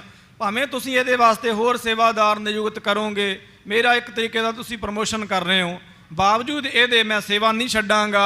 ਜਾਓ ਬਹਿਰ ਕੈ ਅਸ ਢਿਗ ਹੋਹੀ। ਔਰ ਕਿਹਾ ਕਿ ਮੈਂ ਬਾਹਰ ਜਾਵਾਂ ਭਾਵੇਂ ਇੱਥੇ ਰਹਾਂ, ਇਹ ਇਦਾਂ ਹੀ ਸੇਵਾ ਹੋਵੇਗੀ, ਪਰ ਮੈਨੂੰ ਬਾਹਰ ਜਾਣ ਤੋਂ ਨਾ ਰੋਕੋ। ਭਾਵ ਮੈਂ ਬਾਹਰ ਜਾ ਕੇ ਆਪ ਘਾ ਲਿਆਉਣਾ ਚਾਹੁੰਦਾ। ਇਹਦੇ 'ਚ ਨੀਤੀ ਸੀ ਕਿ ਆਪ ਜੀ ਬਾਹਰ ਭਾਈ ਜਿਉਣੇ ਦੇ ਪਾਸ ਜਾਇਆ ਕਰਦੇ ਸਨ, ਰਾਤ ਨੂੰ ਉੱਥੋਂ ਪ੍ਰਸ਼ਾਦਾ ਛਕਣਾ ਤੇ ਸਵੇਰ ਜੋਗਾ ਕੱਛੇ ਮਾਰ ਲਿਆਉਣਾ। ਤੁਰਕੜਿਆਂ ਦੇ ਘਰ ਦੀ ਰੋਟੀ ਨਹੀਂ ਸਨ ਆਪ ਜੀ ਛਕਿਆ ਕਰਦੇ। ਪੂਰੀ ਮਰਜ਼ਾਦਾ ਵਿੱਚ ਆਪ ਜੀ ਨੇ ਆਪਣਾ ਜੀਵਨ ਰੱਖਿਆ। ਗੁਰੂ ਹਰਗੋਬਿੰਦ ਸਾਹਿਬ ਸੱਚੇ ਪਾਤਸ਼ਾਹ ਜਦੋਂ ਗਵਾਲੀਅਰ ਦੇ ਕੈਦਖਾਨੇ 'ਚ ਬੰਦ ਰਹੇ ਨੇ, ਬਾਦਸ਼ਾਹ ਦੇ ਘਰ ਦੀ ਰੋਟੀ ਨਹੀਂ ਲਈ। ਬਾਬਾ ਬਿਧੀ ਚੰਦ ਜੀ ਸਾਹਿਬ, ਭਾਈ ਜੇਠਾ ਜੀ, ਇਹ ਇੱਕ ਠਠਿਆਰ ਕੋਲ, ਘੁਮਿਆਰ ਕੋਲ ਜਾ ਕੇ ਭਾਂਡੇ ਘੜਨ ਵਿੱਚ ਹੈਲਪ ਕਰਿਆ ਕਰਦੇ ਸਨ। 2-4 ਆਨੇ ਮਿਲਦੇ ਸੀਗੇ, ਉਹਦੇ ਨਾਲ ਅਨਾਜ ਲਿਆ ਕੇ ਮਹਾਰਾਜ ਨੂੰ ਪ੍ਰਸ਼ਾਦਾ ਛਕਾਇਆ ਕਰਦੇ ਸਨ। ਗੁਰੂ ਅਰਜਨ ਦੇਵ ਜੀ ਮਾਨ ਨੇ ਚੰਦੂ ਲਾਲ ਦੇ ਪਾਪੀ ਦੇ ਘਰ ਦੀ ਰੋਟੀ ਨਹੀਂ ਸੀ ਖਾਧੀ ਆਪ ਜੀ ਨੇ। ਉਹਦੀ ਜਿਹੜੀ ਨੂੰਹ ਸੀਗੀ ਗੁਰੂ ਘਰ ਦੀ ਸਿੱਖਣੀ ਸੀ, ਕਿਉਂਕਿ ਉਹ ਵੀ ਇੱਕ ਛਤਰੀ ਸੀ। ਮਹਾਰਾਜ ਜੀ ਦਾ ਵੀ ਇੱਕ ਛਤਰੀ ਸੋਢੀਆਂ ਦੇ ਅਵਤਾਰ ਹੋਇਆ ਸੀ, ਤਾਂ ਉਹ ਸਿੱਖਣੀ ਸੀ। ਉਹਨੇ ਕਿਹਾ ਸੀਗਾ ਕਿ ਮਹਾਰਾਜ ਦੇ ਮੇਰਾ ਜਲ ਆਪ ਜੀ ਗ੍ਰਹਿਣ ਕਰ ਲਵੋ, ਮਿੱਠਾ ਜਲ ਲਿਖਿਆ ਹੋਇਆ ਸ਼ਰਬਤ ਇਤਿਆਦਿਕ ਘੋਲ ਕੇ। ਤਾਂ ਮਹਾਰਾਜ ਨੇ ਕਿਹਾ ਸੀਗਾ ਵੀ ਤੇਰੀ ਭਾਵਨਾ ਦੀ ਕਦਰ ਹੈ, ਜਿੱਥੇ ਸਾਡੀ ਸ਼ਹੀਦੀ ਦੀ ਗੱਲ ਹੋਵੇਗੀ ਤੇਰੇ ਜਲ ਦੇ ਨਾਮ 'ਤੇ ਵੀ ਇਹ ਗੁਰਸਿੱਖ ਜਲ ਵਰਤਾਇਆ ਕਰਨਗੇ, ਪਰ ਅਸੀਂ ਕੋਈ ਜਲ ਪਾਣੀ ਨਹੀਂ ਗ੍ਰਹਿਣ ਕਰਨਾ। ਇਹ ਪਾਪੀ ਦੇ ਘਰ ਦਾ, ਇਹ ਗੁਰੂ ਘਰ ਦੀ ਰੀਤੀ ਰਹੀ। ਗੁਰੂ ਨਾਨਕ ਸਾਹਿਬ ਸੱਚੇ ਪਾਤਸ਼ਾਹ ਮਹਾਰਾਜ ਨੇ ਵੀ ਇਹ ਮਲਕ ਭਾਗੋ ਦੇ ਘਰ ਦਾ ਭੋਜਨ ਨਹੀਂ ਸੀ ਗ੍ਰਹਿਣ ਕੀਤਾ। ਪਾਪੀਆਂ ਦੇ ਘਰ ਦਾ ਮਹਾਰਾਜ ਭੋਜਨ ਨਹੀਂ ਗ੍ਰਹਿਣ ਕਰਦੇ ਆ। ਤਾਂ ਇਸ ਪ੍ਰਕਾਰ ਆਪ ਜੀ ਇੱਕ ਸਮੇਂ ਜ਼ਰੂਰ ਬਾਹਰ ਜਾਇਆ ਕਰਦੇ ਸਨ, ਉਸੇ ਬਹਾਨੇ ਪ੍ਰਸ਼ਾਦਾ ਛਕਿਆ ਕਰਦੇ ਸਨ। ਭਾਈ ਜਿਉਣਾ ਜੋ ਤਰਖਾਣ ਸਨ ਜਾਤੀ ਕਰਕੇ, ਆਪ ਜੀ ਰਾਮਗੜੀਏ ਸਨ, ਉਹਨਾਂ ਦੇ ਘਰੋਂ ਜਾ ਕੇ ਪ੍ਰਸ਼ਾਦਾ ਛਕਿਆ ਕਰਦੇ। ਇਸ ਕਰਕੇ ਕਹਿੰਦੇ ਕਿ ਭਾਈ ਮੈਨੂੰ ਜਾਣ ਤੋਂ ਨਾ ਰੋਕੋ। ਸਾਚੇ ਪਾਤਸ਼ਾਹ ਹੈ ਸੇਵੋ। ਔਰ ਕਿਹਾ ਕਿ ਸੱਚੇ ਪਾਤਸ਼ਾਹ ਦੇ ਘੋੜਿਆਂ ਦੀ ਸੇਵਾ ਕਰਨੀ ਮੈਂ ਆਪ ਘਾ ਲਿਆਵਾਂਗਾ, ਮੇਰਾ ਸ਼ੌਂਕ ਹੈ। ਨਿਜ ਮੁਰਾਦ ਹਾਸਲ ਕਰ ਲੇਵੋ। ਔਰ ਕਿਹਾ ਕਿ ਸੇਵਾ ਦੇ ਨਾਲ ਹੀ ਮੈਨੂੰ ਮੇਰੀ ਮੁਰਾਦ ਮਿਲਣੀ ਹੈ। ਹੁਣ ਇਹ ਸ਼ਬਦ ਵਿਅੰਗ ਦਾ ਹੈ, ਮਜ਼ਾਕ ਦਾ ਹੈ। ਮੁਰਾਦ ਤੇ ਇਹੋ ਹੈ ਨਾ ਕਿ ਘੋੜਿਆਂ ਨੂੰ ਚੋਰੀ ਲਿਜਾਣਾ ਇੱਥੋਂ। ਕਿਆ ਮੈਂ ਇਹ ਸੇਵਾ ਦਾ ਸਦਕਾ ਹੀ ਮੇਰੀ ਮੁਰਾਦ ਪੂਰੀ ਹੋਵੇਗੀ। ਅਪਰ ਕਰਹੁ ਕੇ ਨਾਹਿ ਨ ਕਰਹੁ। ਔਰ ਕਿਹਾ ਕਿ ਹੋਰ ਕੋਈ ਸੇਵਾ ਕਰੇ ਕਿ ਨਾ ਕਰੇ। ਬੈਠੇ ਰਹੋ ਕਿਦੋਂ ਉੱਠ ਫਿਰਹੁ। ਬੈਠਾ ਰਹਾਂ ਜਾਂ ਉੱਠ ਕੇ ਫਿਰਾਂ। ਮੈਂ ਤੁਰੰਗ ਕੋ ਤੀਰ ਨ ਤਿਆਗੋ। ਔਰ ਕਿਹਾ ਕਿ ਫਿਕਰ ਨਾ ਕਰੋ, ਮੈਂ ਘੋੜਿਆਂ ਦਾ ਪਾਸਾ ਕਦੇ ਨਹੀਂ ਛੱਡਾਂਗਾ। ਇੱਕ ਸੇਵਾ ਕੇ ਤਤਪਰ ਲਾਗੋ। ਔਰ ਸੇਵਾ ਦੇ ਵਾਸਤੇ ਸਦਾ ਤਤਪਰ ਰਹਾਂਗਾ, ਤਿਆਰ ਬਰ ਤਿਆਰ ਰਹਾਂਗਾ। ਸੌਂਦੇ ਆਦਿਕ ਕੋ ਮਾਨਵ ਸਾਰੇ। ਔਰ ਸੌਂਦੇ ਖਾਨ ਤੇ ਹੋਰ ਜਿਤਨੇ ਵੀ ਅਹਿਲਕਾਰ ਸਨ ਉਸ ਕਿਲੇ ਦੇ, ਸੁਨਹਿ ਬਾਕ ਅਰ ਸੇਵ ਨਿਹਾਰੇ। ਸੁਣਦੇ ਹਨ ਬਚਨ ਤੇ ਸੇਵਾ ਦੇਖਦੇ ਹਨ ਬਾਬਾ ਜੀ ਦੀ। ਕਰਿਓ ਭਰੋਸਾ ਸੌਂਪਤ ਸੇਵ। ਉਸ ਵੇਲੇ ਭਰੋਸਾ ਕੀਤਾ ਤੇ ਸਾਰੀ ਸੇਵਾ ਜਿਹੜੀ ਅਧਿਕਾਰ ਸੌਂਪ ਦਿੱਤੇ ਹਨ। ਮੂਰਖ ਅਪਰ ਨ ਜਾਣਹਿ ਭੇਵ। ਕਵੀ ਜੀ ਕਹਿੰਦੇ ਐਡੇ ਜਾਹਿਲ ਨੇ, ਐਡੇ ਨਾ ਵਾਕਿਫ ਨੇ, ਐਡੇ ਬੇਵਕੂਫ ਨੇ, ਐਡੇ ਅਗਿਆਨੀ ਨੇ, ਇਹ ਜਾਣਦੇ ਨਹੀਂ ਹਨ ਅੰਦਰਲੇ ਭੇਦ ਨੂੰ ਵੀ ਸੱਚਾ ਪਾਤਸ਼ਾਹ ਕਿਹਨੂੰ ਕਹਿੰਦੇ ਨੇ ਔਰ ਸੇਵਾ ਦਾ ਕੀ ਮਤਲਬ ਹੈ ਇੱਥੇ, ਔਰ ਮੁਰਾਦ ਤੋਂ ਕੀ ਭਾਵਨਾ ਹੈ, ਇੱਛਾ ਤੋਂ ਕੀ ਭਾਵਨਾ ਹੈ। ਮਧੁਰ ਬਚਨ ਸਭ ਕੇ ਸੰਗ ਉਚਰੇ। ਤੇ ਬਾਬਾ ਜੀ ਸਾਹਿਬ ਮਿੱਠੇ ਬਚਨ ਸਾਰਿਆਂ ਦੇ ਤਾਈਂ ਕਹਿੰਦੇ ਹਨ। ਬਿਨਾ ਦੀਏ ਸਕਲਨ ਮਨ ਹਰੇ। ਇਹ ਬਚਨ ਬੜਾ ਸੁਣਨ ਵਾਲਾ ਦਾਸ ਪੜ੍ਹ ਰਿਹਾ ਸੀ ਤੇ ਕੁਝ ਬਚਨ ਚੇਤੇ ਆ ਰਹੇ ਸੀ। ਬਿਨਾ ਦੀਏ ਸਕਲਨ ਮਨ ਹਰੇ। ਆਪਣਾ ਮਨ ਨਹੀਂ ਦਿੱਤਾ, ਦੂਜਿਆਂ ਦਾ ਮਨ ਹਰ ਲਿਆ। ਸ਼੍ਰੀ ਗੁਰੂ ਦਸਵੇਂ ਪਾਤਸ਼ਾਹ ਮਹਾਰਾਜ ਨੇ ਆਪਣੀ ਅੰਮ੍ਰਿਤਮਈ ਬਾਣੀ ਸ੍ਰੀ ਦਸਮ ਮਹਾਰਾਜ ਦੀ ਬਾਣੀ 'ਚ ਨਾ ਚਰਿੱਤਰ ਲਿਖੇ ਆ। ਤੇ ਚਰਿੱਤਰ ਇਕੱਲੇ ਔਰਤਾਂ ਦੇ ਨਹੀਂ ਲਿਖੇ, ਪੁਰਸ਼ਾਂ ਦੇ ਵੀ ਚਰਿੱਤਰ ਲਿਖੇ ਜੇ। ਜਿਹੜੇ ਕਹਿੰਦੇ ਮਹਾਰਾਜ ਨੇ ਔਰਤਾਂ ਦੇ ਚਰਿੱਤਰ ਲਿਖੇ, ਉਹਨਾਂ ਨੇ ਚਰਿੱਤਰ ਪੜ੍ਹੇ ਨਹੀਂ ਅਸਲ ਵਿੱਚ। ਉੱਥੇ ਪੁਰਸ਼ਾਂ ਦੇ ਵੀ ਮਹਾਰਾਜ ਨੇ ਚਰਿੱਤਰ ਲਿਖੇ ਨੇ। ਇੱਕ ਚਰਿੱਤਰਾਂ 'ਚ ਬਚਨ ਹੁੰਦਾ, ਮੈਨੂੰ ਤੁੱਕਾ ਨਹੀਂ ਚੇਤੇ, ਉਹਦਾ ਅਰਥ ਚੇਤੇ ਆ। ਦਸਵੇਂ ਪਾਤਸ਼ਾਹ ਕਹਿੰਦੇ ਰਾਜਨੀਤੀ ਦੀ ਦੁਨੀਆ ਵਿੱਚ, ਸਿਆਸਤ ਦੀ ਦੁਨੀਆ ਵਿੱਚ, ਬਾਦਸ਼ਾਹਾਂ ਦੀ ਦੁਨੀਆ 'ਚ ਉਹ ਆਦਮੀ ਸਫਲ ਹੈ। ਨੀਤੀ ਦਾ ਬਚਨ, ਉਹ ਆਦਮੀ ਸਫਲ ਹੈ ਜੋ ਦੂਸਰੇ ਦਾ ਮਨ ਜਿੱਤੇ, ਆਪਣਾ ਮਨ ਨਾ ਕਿਸੇ ਨੂੰ ਦਵੇ। ਕੈਸੀ ਅਜੀਬ ਗੱਲ ਹੈ। ਅਗਲੇ ਨੂੰ ਮਹਿਸੂਸ ਹੋਵੇ ਕਿ ਮਨ ਦੇ ਦਿੱਤਾ ਹੈ, ਪਰ ਮਨ ਨਾ ਦਿੱਤਾ ਹੋਵੇ, ਅਗਲੇ ਦਾ ਮਨ ਜਿੱਤੇ, ਆਪਣਾ ਮਨ ਨਾ ਜਿੱਤੇ। ਇਹ ਸਿਆਸਤ ਦੀ ਦੁਨੀਆ ਦੀ ਸਭ ਤੋਂ ਵੱਡੀ ਜਿੱਤ ਹੈ। ਇਹ ਜਿੱਤ ਹਰ ਆਦਮੀ ਨਹੀਂ ਪ੍ਰਾਪਤ ਕਰ ਸਕਦਾ। ਉੱਥੇ ਦਸਵੇਂ ਪਾਤਸ਼ਾਹ ਨੇ ਇਹ ਚਰਿੱਤਰਾਂ ਵਿੱਚ ਬਚਨ ਕਹੇ ਨੇ, ਤੇ ਉਹ ਬਚਨ ਹੁਣ ਚੇਤੇ ਆ ਰਹੇ ਗੁਰੂ ਹਰਗੋਬਿੰਦ ਸਾਹਿਬ ਦੀ ਕਥਾ ਵਿੱਚ। ਬਿਨਾਂ ਦੀਏ ਸਕਲਨ ਮਨ ਹਰੇ। ਦੂਜਿਆਂ ਦਾ ਮਨ ਹਰ ਲਿਆ, ਦੂਜਿਆਂ ਦਾ ਦਿਲ ਚੁਰਾ ਲਿਆ, ਪਰ ਆਪਣਾ ਦਿਲ ਨਹੀਂ ਕਿਸੇ ਨੂੰ ਦਿੱਤਾ ਹੈ। ਆਪਣੀ ਆਸਥਾ ਆਪਣੀ ਜਗ੍ਹਾ ਤੇ ਟਿਕਾ ਕੇ ਰੱਖੀ ਹੈ। ਸਰਬ ਸਰਾਹ ਆਛੋ ਆਛੋ। ਸਾਰੇ ਕਹਿੰਦੇ ਵਾਹ, ਸੇਵਾਦਾਰ ਹੋਵੇ ਤੇ ਐਸਾ, ਜੀ ਕਾਹੀ ਹੋਵੇ ਤੇ ਐਸਾ, ਜੀ ਕਸੇਰਾ ਹੋਵੇ ਤੇ ਐਸਾ। ਰਹਿਣ ਕਸੇਰੇ ਕੋ ਸੁਭ ਬਾਛੋ। ਔਰ ਕਿਹਾ ਕਿ ਇਹ ਕਸ਼ੇਰੇ ਦਾ ਰਹਿਣਾ ਬਹੁਤ ਚੰਗਾ ਹੈ, ਸਾਰੇ ਇਸ ਤਰ੍ਹਾਂ ਜਾਣਦੇ ਹਨ। ਕਬ ਕਾ ਦੇਨ ਰੁਕਾ ਜੈ ਕਰਵੇ। ਔਰ ਲਗਾਮ ਪਾਉਣੀ ਤੇ ਕਾਜ਼ਾ ਕਰਨਾ। ਕਾਜ਼ਾ ਕਰਨਾ, ਲਗਾਮ ਮੂੰਹ ਵਿੱਚ ਪਾ ਕੇ ਨਾ ਕੱਸ ਕੇ ਉਹਨੂੰ ਕਾਠੀ ਦੇ ਨਾਲ ਬੰਨ੍ਹ ਦਿਆ ਕਰਦੇ ਸਨ ਤਾਂ ਕਿ ਘੋੜਾ ਕੁਝ ਖਾ ਨਾ ਸਕੇ। ਜਦੋਂ ਮਸਾਲਾ ਅਦਿਕ ਦਿੰਦੇ ਸਨ ਘੋੜੇ ਨੂੰ, ਅੱਜ ਵੀ ਸਿਆਣੇ ਲੋਕ, ਘੋੜੇ ਨੂੰ ਮਸਾਲਾ ਦੇਣਾ ਵੈਸੇ ਬੜਾ ਔਖਾ ਜੇ, ਕਿਉਂਕਿ ਘੋੜੇ ਦੇ ਦੰਦ ਜਿਹੜੇ ਹੁੰਦੇ ਨੇ ਇਹ ਬਹੁਤ ਤਿੱਖੇ ਹੁੰਦੇ। ਘੋੜੇ ਨੂੰ ਦੰਦੀ ਵੱਢਣੀ ਆਉਂਦੀ, ਛੱਡਣੀ ਨਹੀਂ ਜੇ ਆਉਂਦੀ। ਘੋੜਾ ਦੰਦੀ ਵੱਢਣੀ ਜਾਣਦਾ, ਛੱਡਣੀ ਨਹੀਂ ਜਾਣਦਾ। ਤੇ ਘੋੜੇ ਦੇ ਦੰਦ ਜਿਹੜੇ ਹੁੰਦੇ ਨੇ ਬਹੁਤ ਦੂਰ ਤੱਕ ਹੁੰਦੇ ਨੇ। ਦਾਸ ਨੂੰ ਥੋੜ੍ਹਾ ਸ਼ੌਂਕ ਹੈ, ਘੋੜਾ ਸਵਾਰੀ ਵੀ ਹੁੰਦੀ ਸਤਿਗੁਰਾਂ ਦੀ ਕਿਰਪਾ ਦੇ ਨਾਲ, ਤੇ ਮੈਨੂੰ ਪਤਾ ਉਹ ਇਸ ਕਰਕੇ ਉਹ ਪੂਰੀ ਬਾਂਹ ਅਰਕ ਤੱਕ ਅੰਦਰ ਤੱਕ ਕੇ ਜ਼ਬਾਨ ਤੱਕ, ਤੇ ਫਿਰ ਉਹਨੂੰ ਮਸਾਲਾ ਦਿੱਤਾ ਜਾਂਦਾ। ਇਹ ਖਾਲਾ ਜੀ ਦਾ ਵਾੜਾ ਨਹੀਂ, ਹਰ ਬੰਦਾ ਘੋੜੇ ਨੂੰ ਮਸਾਲਾ ਨਹੀਂ ਦੇ ਸਕਦਾ। ਉਹ ਘੋੜੇ ਨੂੰ ਮਸਾਲਾ ਦੇ ਕੇ ਫਿਰ ਇਹ ਹੁੰਦਾ ਕਿ ਘੋੜਾ ਕੋਈ ਪਾਣੀ ਨਾ ਪੀਵੇ ਤੇ ਕੋਈ ਤਰਲ ਪਦਾਰਥ ਨਾ ਖਾਵੇ ਤਾਂ ਕਿ ਉਹਦਾ ਹਜ਼ਮਾ ਜਿਹੜਾ ਹੈ ਘੋੜੇ ਦਾ ਉਹ ਠੀਕ ਰਹੇ। ਇਸ ਕਰਕੇ ਉਹ ਕੀ ਕਰਦੇ ਸਨ ਕਿ ਘੋੜੇ ਦੇ ਲਗਾਮ ਪਾ ਕੇ ਮੂੰਹ ਵਿੱਚ ਤੇ ਕੱਸ ਕੇ ਪਿੱਛੋਂ ਕਾਠੀ ਆਦਿਕ ਦੇ ਨਾਲ ਬੰਨ੍ਹ ਦਿੰਦੇ ਸਨ। ਉਹਨੂੰ ਕਹਿੰਦੇ ਸੀ ਕਾਜ਼ਾ ਕਰਨਾ। ਕਾਜ਼ਾ ਇਹ ਮੁਸਲਮਾਨਾਂ ਦਾ ਸ਼ਬਦ ਹੈ। ਔਰ ਲਗਾਮ ਪਾਉਣੀ ਤੇ ਕਾਜ਼ਾ ਕਰਨਾ ਇਹ ਜਿਹੜੇ ਵਿਸ਼ੇਸ਼ ਅਧਿਕਾਰ ਨੇ, ਕਿਉਂਕਿ ਜਿਹਨੇ ਘੋੜੇ ਤੇ ਕਾਠੀ ਪਾ ਲਈ ਉਹ ਭਜਾ ਵੀ ਸਕਦਾ। ਇੰਨਾ ਵੱਡਾ ਅਧਿਕਾਰ ਆਪ ਜੀ ਨੂੰ ਮਿਲ ਗਿਆ। ਕਾਜ ਸੰਭਾਰਤੀ ਪਾਜਬ ਸਰਬੇ। ਇਸ ਤਰ੍ਹਾਂ ਇਹਨਾਂ ਨੇ ਸਾਰੇ ਜਦੋਂ ਕਾਰਜ ਸੰਭਾਲ ਲਏ ਹਨ, ਲੈਨ ਦੂਰ ਬਾਬਾ ਹਰ ਗਇਓ। ਇੱਥੇ ਹੁਣ ਸੋ ਸਮਾਪਤੀ ਕਰ ਲਈਏ। ਪ੍ਰਕਰਨ ਸਮਾਪਤੀ ਦੇ ਆਸ-ਪਾਸ ਹੋ ਗਿਆ ਤੇ ਸਮਾਂ ਵੀ ਪੂਰੇ 8:30 ਤੇ ਸੋ ਪਹੁੰਚ ਚੁੱਕਿਆ ਹੈ। ਇਸ ਤਰ੍ਹਾਂ ਆਪ ਜੀ ਨੇ ਸਾਰਿਆਂ ਦਾ ਦਿਲ ਜਿੱਤਿਆ। ਬਹੁਤ ਵੱਡਾ ਕਾਰਜ ਸੀ ਜੋ ਸਤਿਗੁਰੂ ਜੀ ਮਹਾਰਾਜ ਦੇ ਗੁਰਸਿੱਖ ਬਹਾਦਰ ਬਾਬਾ ਬਿਧੀ ਚੰਦ ਜੀ ਸਾਹਿਬ ਜੀ ਨੇ ਕੀਤਾ। ਇਸ ਤਰ੍ਹਾਂ ਦੇ ਪੰਥ ਵਿੱਚ ਬੜੇ ਬੜੇ ਗੁਪਤ ਕਾਰਜ ਵੀ ਹੋਏ ਨੇ, ਗੁਰੂ ਇਤਿਹਾਸ ਵਿੱਚ, ਸਿੱਖ ਇਤਿਹਾਸ ਵਿੱਚ ਤੇ ਮੌਜੂਦਾ ਇਤਿਹਾਸ ਵਿੱਚ ਵੀ।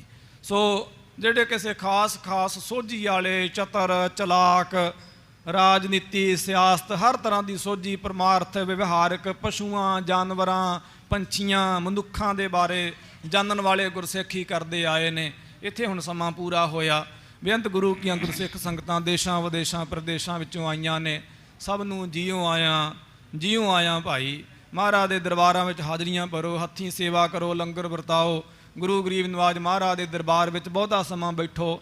ਕਮਰਿਆਂ ਵਿੱਚ ਤੇ ਘਰਾਂ ਵਿੱਚ ਵੀ ਰਹਿੰਦੇ ਆ। ਮਹਾਰਾਜ ਦੇ ਦਰਬਾਰ ਵਿੱਚ ਇੱਕ ਪਾਠ ਵੀ ਜਪਜੀ ਸਾਹਿਬਜ਼ਾਦਾ ਕਰ ਲਈਏ ਤੇ 100 ਪਾਠ ਦਾ ਮਹਾਤਮ ਹੈ। ਵੱਧ ਤੋਂ ਵੱਧ ਬਾਣੀ ਪੜ੍ਹੋ। ਬੀਬੀਆਂ ਲੰਗਰ ਵਿੱਚ ਜਾ ਕੇ ਭਾਂਡੇ ਮਾਂਜਣ, ਲੰਗਰ ਬਣਾਉਣ, ਵਰਤਾਉਣ, ਗੁਰੂ ਕੀ ਸੇਵਾ ਕਰੋ। ਇਹ ਸਮਾਂ ਮਿਲਿਆ 2-4 ਦਿਨ ਹੀ ਆਪਾਂ ਵੱਧ ਤੋਂ ਵੱਧ ਆਉਂਦੇ ਹਾਂ। ਭਜਨ ਕਰੋ।